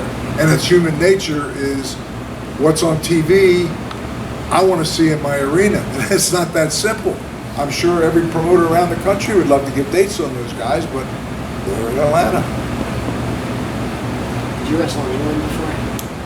I haven't, but I've kind of seen Tatanka works England quite a bit, and I want to go at any time. my wrestling days. I'm 77 years old. My wrestling days are history, but I could go over there and do seminars. And, I was just curious. My dad asked if you wrestled there, but I just looked at your results and you wrestled like Kendo Nagasaki, and I knew like you always mentioned him and stuff like that. yeah, I haven't missed, but I planted the seed in Tatanka's. He knows the big company over there. Dixon. Yeah, and they're encouraged that I had interest in going there, because a lot of people, because I guess at different times I've said that I'm satisfied with my legacy in the profession. I'm happy to be at home as much as I can. And there aren't many places. I worked in Australia for a year, lived there, and worked in New Zealand both times, coming and going. I made like 17 tours in Japan, as short as 3 days, and as long as 6 weeks when I was active in my career. Worked in Germany. And so there aren't many places in the world there isn't anything I can think of that I would like to go to. The new NWA? What do you think? What? The new NWA? Is that the Cody's? No, Billy that's Corgan. AEW. Oh, It's on YouTube. It's Dave Lagana and Billy Corgan. I've met Billy Corgan. Studio wrestling. Billy Corgan is a very intelligent guy, and somebody has a great passion for our business, and I would think anything that he's got his hands on would be well done. Any routines or anything like that? Sorry. Go ahead, Sophie. Go ahead. Out of all the places you've been to all over the world, what's the most important thing that you've learned out of it? The most important lesson? I have learned that wrestling is the greatest sport in the world because their fans are global. Football is big in North America. It's now, touching Europe because they go over there and do some special games. Baseball is primarily here, though it's popular in Japan too. But wrestling is truly global. And you can go anywhere in the world and find wrestling fans. And now, because of satellites and things, the programming from here is accessible to other parts of the world that never was before. Is there anything not pertaining to wrestling that you can apply more in your personal life to your professional life? Or is there Ask that again. Is there anything? If there's anything else that like not so much pertaining to wrestling, but more so your personal life you can apply as opposed to just sticking to the professionals? I'm 77 years old. I have a college degree. I wanted to wrestle. I wrestled, I think 44 of the states I've appeared in. Lived in Australia for a year and worked New Zealand, going and coming each time. Wanted to go to Europe. Was over there in Brandon it's like they have wrestling one time a year in some of those towns. And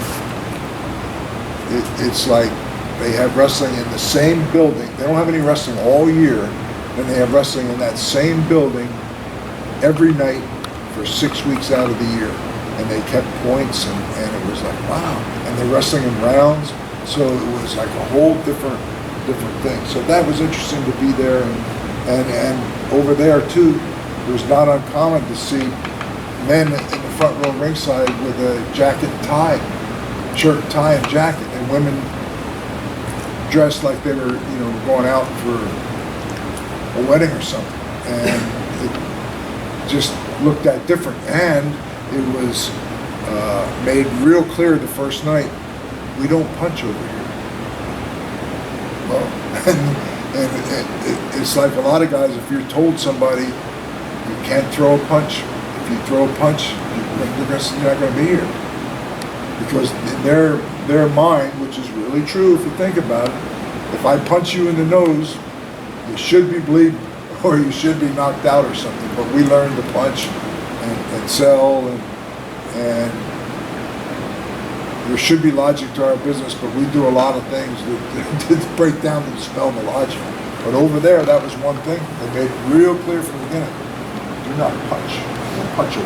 You guys get lost and you start throwing strikes. You don't know what to do. Yeah. Just wrestle. There's hundreds of holds. You can just wrestle.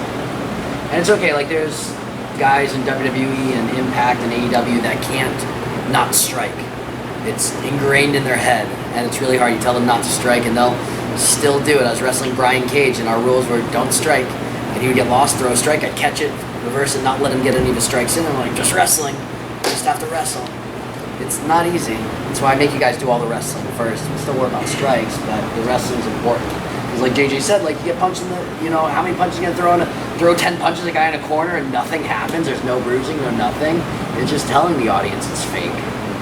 So I thought about your match. You guys threw a lot of strikes, and then you didn't let him, each strike you gave him, you didn't let him sell that strike long enough before you gave him another one. You just need to give him a little more time to sell it, then give him another. It was a lot. It Too rushed again. comes Okay. with experience, but you can take a guy, and I learned from Eddie Graham about throwing a punch. You can throw one good punch rather than ding, ding, ding, ding, ding, ding, ding. That you throw one good punch, and then you can let the guy sell that, and you're going to accomplish so much more doing that. And to somebody that's watching it, it's totally within logic.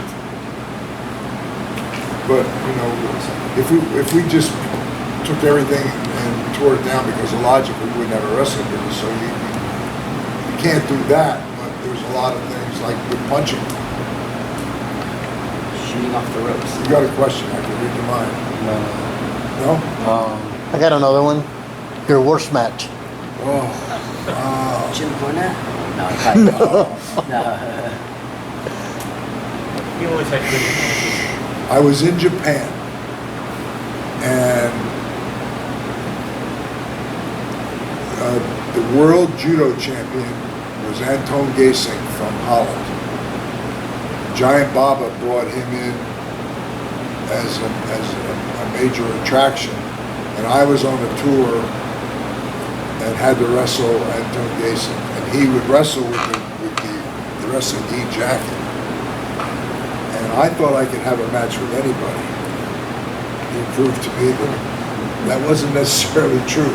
I mean, it was a struggle. It really was. It just because he wasn't polished. He wasn't really into wrestling. He was there because of his name as the world. He was Olympic champion, world judo champion, and Baba had him there, and he had some guy. Oki Quintero headbutt didn't do a whole lot either, and he was the greatest wrestler ever to come out of Korea. And his whole thing was a headbutt. When he headbutted you, he would cross your eyes, but you go to different places of the world with different people, and it's a business. You're not going to change them. You're in their backyard, so you're there, and you got to adapt to them. So if you had to manage your valet last night, right? Did you do stuff to distract from the match? No, I was baby. I was more so there because the guy was. Yeah, go on. No, it's okay. The guy was deaf, so in case he got lost, they can't call things on the fly because Because he's you deaf. can't hear guys. Sam. No, bicycle. You can read lips though, right? I'm not joking. You can read lips. Yes, but deaf people can only read about 30% of what they say reading lips. Oh, really? Yeah. I didn't know that. The rest gets muffled because of your lip movements. Plus, the thing in our business is people can see. They may not hear what you say, but a lot of times they can understand what you're saying by just seeing your mouth. Because a lot of guys, when we used to talk, it was like this. You wait till you're in a position, armbar or something, and I could almost Chin lock, at this yeah, level, lock. where you can lowly talk to somebody that your opponent hears it, but the people on the outside you can't. But at least we're all learning how to speak Carney, so it doesn't even matter, right? But it was a really cool experience because the way that he remembers the match is that I was there with them when they were calling it. I memorized the match. He memorizes the match. I know what's happening. So if he forgets something, he can just look at me, and I don't use anything. like my mouth is shut, so all I have to do is pretend like I'm saying some encouraging thing, but I'm really just calling the match. Which was really cool. And then at one point I thought he got hurt. Like really hurt. I was like, hey, you good? And he's like, yeah, I'm fine. Okay, perfect. That's like a really cool communication that we now have, because nobody had ever done that before. Because there's not a lot of deaf wrestlers, nor a lot of people that know sign language in wrestling. So it was a pretty cool experience. I had 3,200 some matches, and I'm from the old school that, and I'd be around young guys that couldn't have a match. They would be horrified if they couldn't have a chance to talk to their opponent and talk to their match. I'm from the era, and one of the greatest towns in all wrestling history was Paul Bosch in Houston, and he would bring people in from different territories, and there was times when I would wrestle somebody who I heard of reputation-wise, but I actually never had met them. And be a little communication, because your dressing rooms are opposite ends of the building, and if there's something a little important, there's a little bit of communication that the referee can go back and forth, but not Babies on one side, heels on the other, in Yeah. case anybody missed that. not a whole conversation. And so you had to learn, and another thing what happened, you'd be in one of the higher echelon matches on the card, and they'd have somebody flying in from another territory who you had never wrestled before, never met before. They're having problems with airline travel, and the match before would go a little bit longer. He's here, he's in the building, he's getting dressed as fast as they can. Tell me to go to the ring, but take your time getting out there, do your thing. We had no chance to talk of anything, do anything, had never seen each other before, and that's when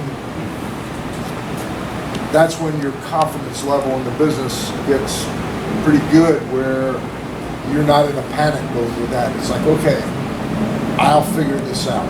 I can get down to keeping it basics if that's what we have to do, and he's going to see what I'm capable of, I'm going to see what he is capable of, and if we're both bound in business for a while, we'll figure out pretty quick what we can do, and then go out there and have probably a lot better match than people ever thought we would. If you go with the simple structure, you wrestle, baby out wrestles heel, heel beats him up, baby face makes a comeback, and you're done. Yep. I've had different opponents come out that I thought I was going to wrestle. It's like, oh, what are you doing here?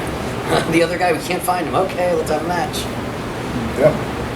And the other thing is, I'm from the old school too, that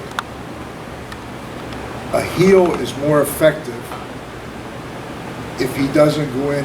He can project attitude, have an arrogance about him that makes the people right away figure this is somebody that I'm not going to particularly like. But the most effective heel is a guy that actually starts out and has a basic match with you in a perfect scenario. He's thinking that he's as good and actually better than you are skill-wise wrestling. When you go out there and you're just doing what you feel that you do best, and you go out there, he tries to do something, you out wrestle him, and a good heel can pantomime, or just by his body language exude frustration, and the frustration build. If you're really good performers, the frustration builds to the point that he kind of loses a little bit, whether it's tights, hair, or something. That's the essence, really, of babyface heel.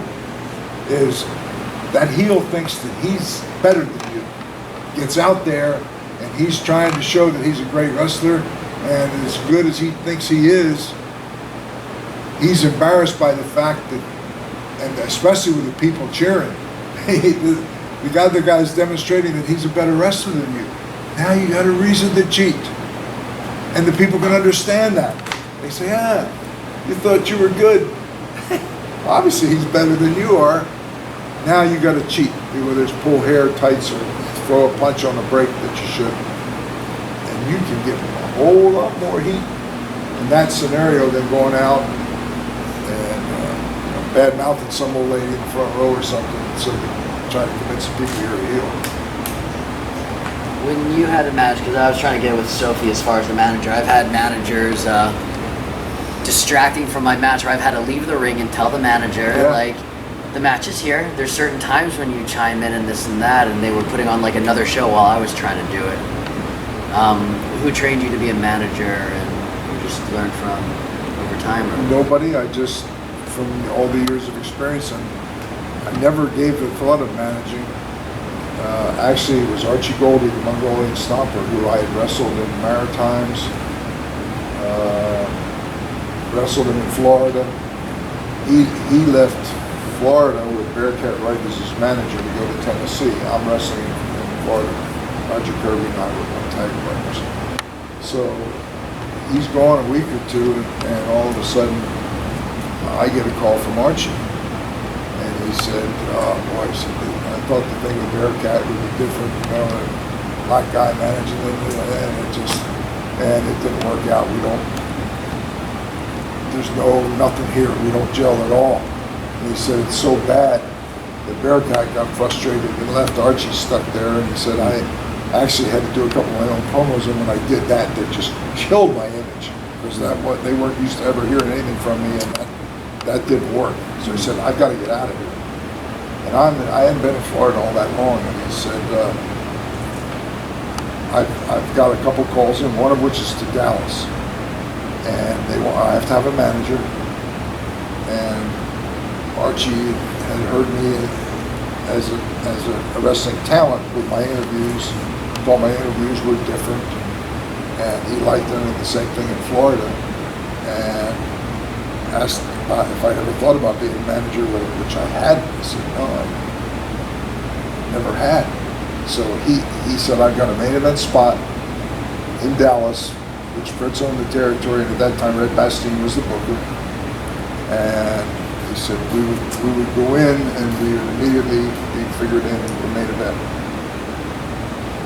I said, okay, I'll have to, and back then it was leisure suits were popular, so I'm gonna have to go and spend a few bucks and get some clothes, because, you know, and it'll have to be a learning experience for me. And one thing that I'd done in Canada was I used to take one of those big Corona cigars. It was a big cigar, but I never lit it. And before my matches, I'd wear that cigar. I actually, if I went shopping, I had that cigar. He's got the cigar. And before my match, the last thing I would do is take that brand new cigar, break it in half, and throw the pieces on the floor. And of course, those people think cigars are so expensive. That is so wasteful. And they got mad at me for that. It was a heat getter. I sneezed into a bunch of $100 bills once, wrapped it up, and threw it in the trash. I switched hands with what it was. I should have really told my partners not to dive in after it. They weren't really the bills, but stuff like that just pissed them off. Yeah. In the middle of cutting a promo, we were doing the Young, Rich, and Ready thing, and cutting a promo, I just stopped for a second. Sneezed into a bunch of hundreds that they saw, crumpled it up, and then had something else in my hand, put them back here, and tossed them in the trash. Cesaro was with me, and like some others. They start jumping while the fans start jumping, and yeah, like anything just to piss them off there. I meant more so like, also like, managers sometimes will distract from the match while other stuff was going on. But I guess during any of the... But there were a lot of and I'm going to start mentioning your name because I think it's fair, but there's a lot of guys who had some success as managers that if they didn't have success as managing, I had success, held titles as a wrestler, so I had that to instill my confidence and to fall back on. Well, if worse gets to worse, or if business gets bad, the promoter says, well, we got to figure out, we got to cut some things somewhere, and if they need two wrestlers and a referee, but the manager, he's icing on the cake, he would be expendable. And so I thought, if I have wrestling ability, I say, okay, then I'll put the tights on and wrestle, and I'm a value to you.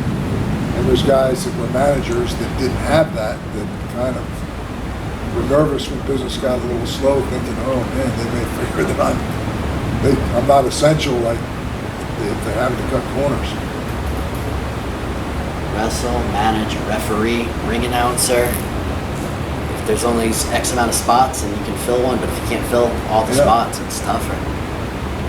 I just wrestled in South Africa twice, and I had wrestled in Joburg and Cape Town, two different. Never been to Africa. I would like to go there. South It's a great Africa. experience. It was amazing, and like you said, wrestling is global, and it is like one of those main sports like soccer, rugby, football, tennis. Like it's just in certain areas. You know, it's not everywhere. Wrestling really is everywhere. I've been to Africa, but it was in Rwanda. I was always fascinated by silverback gorillas.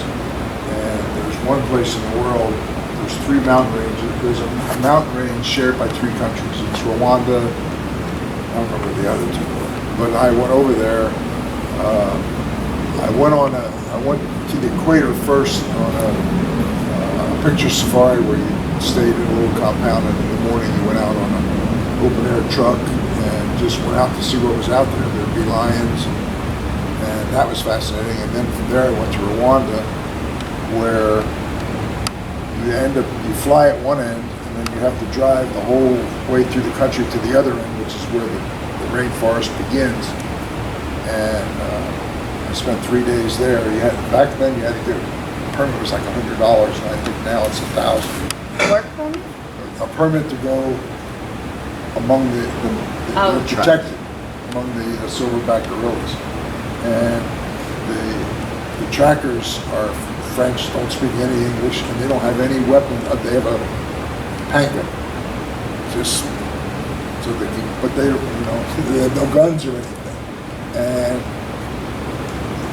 the gorillas are in families, and they're habituated to be accustomed. Certain ones are habituated over time to be not intimidated by human presence. And so you go over there and you get a permit to go in there for an hour, and they don't move that much from place to place on any day because they eat and sleep a lot. And these French trackers get the animal. They didn't have to walk very far. And they said, okay, and they gave you a list of the French rules that when you saw the gorillas, especially the male, because they're families, Do's and don'ts. do's and don'ts, yeah. Then don't make direct eye contact because they would take that as a challenge. And always, if you have to get down on your hands and knees in a submissive position, whatever you got to do to not in any way allow them to figure that you're a threat to them, because they're surrounded with their families. So I remember we went a little bit, and I said, right inside here. So we walked in, and it was really thick bamboo. And we walked in, and all of a sudden, here's 2 little babies rolling, 6 months old, just like typical babies, just rolling around with each other. And so that's the beginning of the family. And we walked in a little bit further, and there was these bushes that were really thick, but all of a sudden you hear the rushing, and so they said, "Come over there, get down." And so we got down, and pretty soon there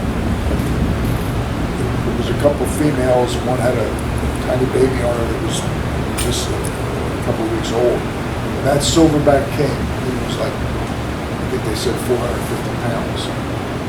And ain't nothing between you and him, but you talk about taking your breath away.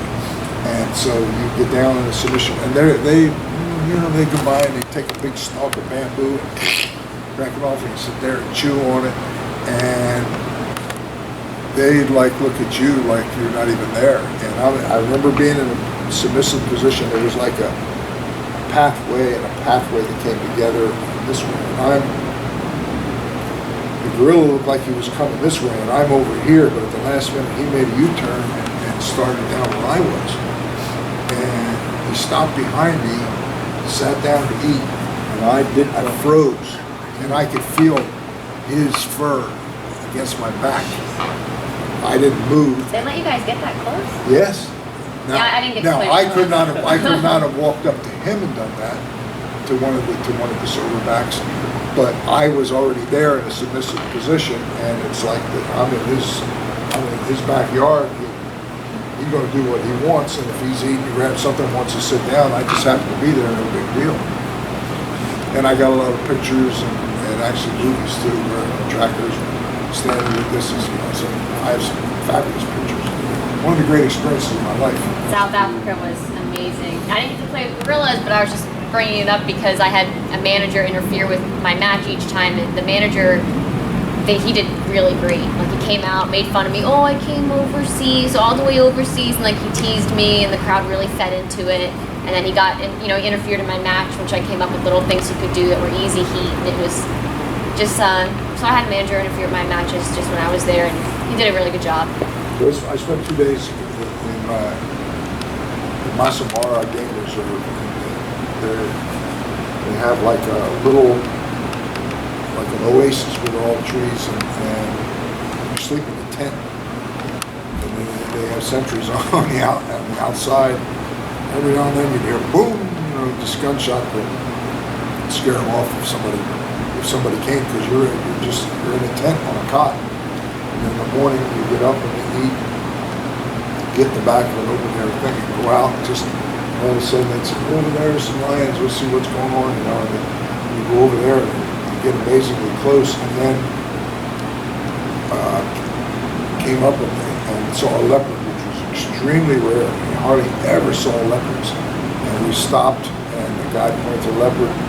He was slowly walking in front of it, and he pointed up there and looked up in the tree, and there's his kill. He dragged up in the tree like an antelope and hung over a branch. It was a really amazing experience, it really was.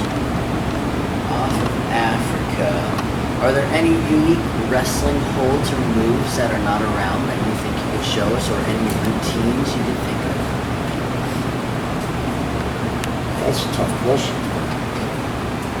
Like I said, I wrestled in college, and so I always thought that experience was good to me.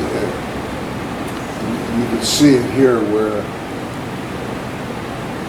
if somebody is off balance or something, it becomes very obvious that you should always be aware of your base and your balance and doing things. And just don't do things that are illogical that somebody can look at it and say, well, you know, that person is letting them do that because the way they're positioned or something, they would fall on their ass. But I always try to concentrate on doing things logically as much as I could. You're logic, the business, it's an entertainment. So it's a form. Make it as logical as possible. Make it as logical as possible. Yep. It was, I think I was shooting you off the ropes. I'm like, I hate doing it. I want you to feed to the rope, so I don't have to. So there's a reason that I shoot you off the ropes. I want everything to make as much sense as possible. A pet peeve is turnbuckle to turnbuckle. Some guys will come out, they take like this and they go like this, and the guy. I try to follow you all the way in. You can take somebody with their arm and a handful of hair, and you can do like a dance. I do a shuffle step and all the way through where and then I'm when you let them go, they're only going enough to pivot to take them up in the back, and it looks like hell. It seems like not a big deal, but it is. I think it's a big deal. I stop them all the time. As far as running into things and stuff like that, you can get away with the same stuff, just be more logical about it. Yeah. Instead of going in the fake pro wrestling, just think more shoot and then work. But it takes time and experience. You've only been doing it 6 months, 2 months, a couple years, but sometimes your head's in the clouds, Frankie. Amber, Sophie, you guys been doing well. We'll get you started soon. And there's no shortcuts for these things we're talking about. You only learn it through experience. The more matches you have, the more comfortable you'll become, and the fewer mistakes. When I say mistake, I'm talking about something that's totally illogical, or if somebody really sitting and looking and tearing down what you're doing. To me, it's a athletic art form that when performed at its highest level, it looks so real that it becomes real. But you can have that fan that's sitting there and say, I have my motor. And then you have two guys that can really work, and you've accomplished something where that guy finally is on the edge of his seat. He got his emotions now hooked in. That's when you know the big business when you open the door. And it comes with time and experience. And a lot of times less is more. You don't have to do a whole lot of crazy stuff, but just be logical with what you're doing. You guys just not rushed. You locked up, you went into one waist lock and you held it for a little bit, and then you reversed to a headlock and just did a third of what you guys did. The chain would have slowed it down, and we could have looked at you guys and got the personality to show that you're trying to struggle to get out of the moves and make it actually look like wrestling, and that your moves actually meant something instead of, oh, reverse, reverse, reverse, reverse. It's like, And the big thing is I'm showing him like with the wrist. Because if you take a guy and you just do this, I don't have any element of control over him at all. He's got a free arm and he can bring my clock or whatever. But the minute I have this, that one little move, I'm in total control of him. He's not going to go anywhere. He's not going to do anything that I don't want him to do because all I have to do is sync up on that little bit. And got his attention. Questions, comments? It's a learning experience. It's the greatest business in the world. You can travel the world. You can go to Japan. You can go to places. I lived in Australia for a year and wrestled there because of the wrestling business. Like 17 tours in Japan, whole different culture. It's my favorite place in the world to go. But wrestling is truly global. You may have to adapt a little bit, like I said, when I went to Germany and say, hey, nobody punches here. You don't punch anybody. Oh, okay.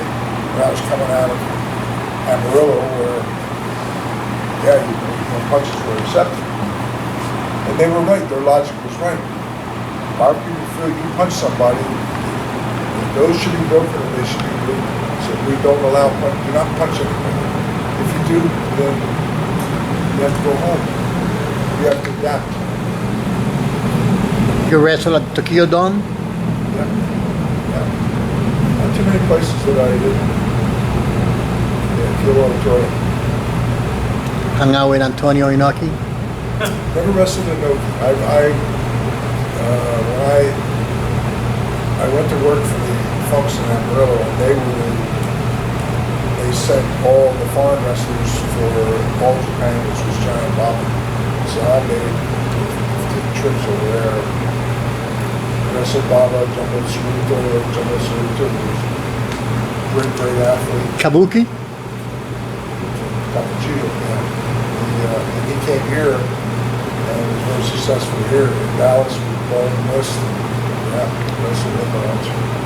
it's so different now than back then. Though. There's like so little, everybody wants to wrestle, and there's so little money in some of these places. Like I'm talking to All Japan right now, and it's like, Really?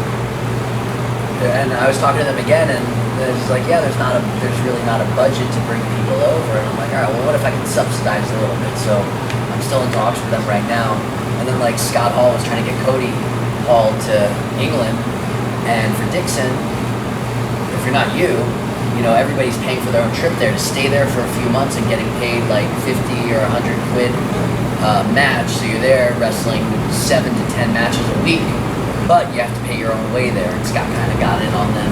But it's just different. When I started 20 years ago, you know, on these indie shows making 50 bucks.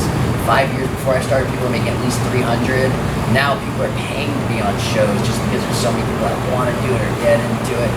And just, it's tough. Like, I don't make you guys buy tickets and stuff like that. You pay to train, I get you on shows, and we keep trying to get you better and then get you tryouts with WWE or AEW or whatever it is to make that big money. But it's tough to get overseas now. Like, talk to you guys about England and Japan and stuff like that. Just getting over there and just getting that experience and hopefully making money with one of the 2 or 3 big companies there are. Back then, I guess it was different. There weren't as many people being able to get into the business, and there weren't 15 wrestling schools in Florida alone. Japan was either Baba, All Japan, or Noki. And some guys just went and worked for Noki. I just went and worked for Baba because of Trunks, where the agent I worked at Amarillo a lot, so I got to go over there. It was, again, my favorite place in the world. The Kendo Nagasaki is still alive? Kendo? Yes, Yeah. still. My kendo, yes. There's a kendo Nagasaki in England who I've never met. Who No, was the one I legendary. met in Puerto Rico. Kazuo Sakurada is kendo Nagasaki. He's, The one Gary Hart managed. yeah, he did it one point for a while, yeah. Good man, too. Good man. What about Larry? Who?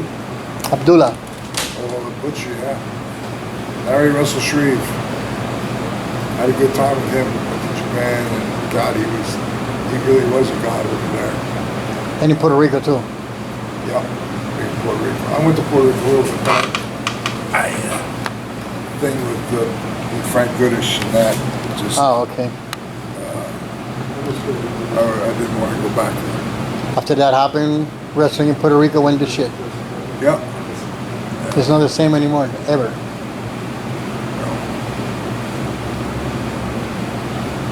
And that was crazy, you know. Supposedly there was a history where Frank Goodish had slapped Jose Gonzalez or something up in New York, and he felt disrespected. I hear different. And so they set it up. It was a setup. I hear the invader, he wasn't too happy of Bruiser going over there and booking.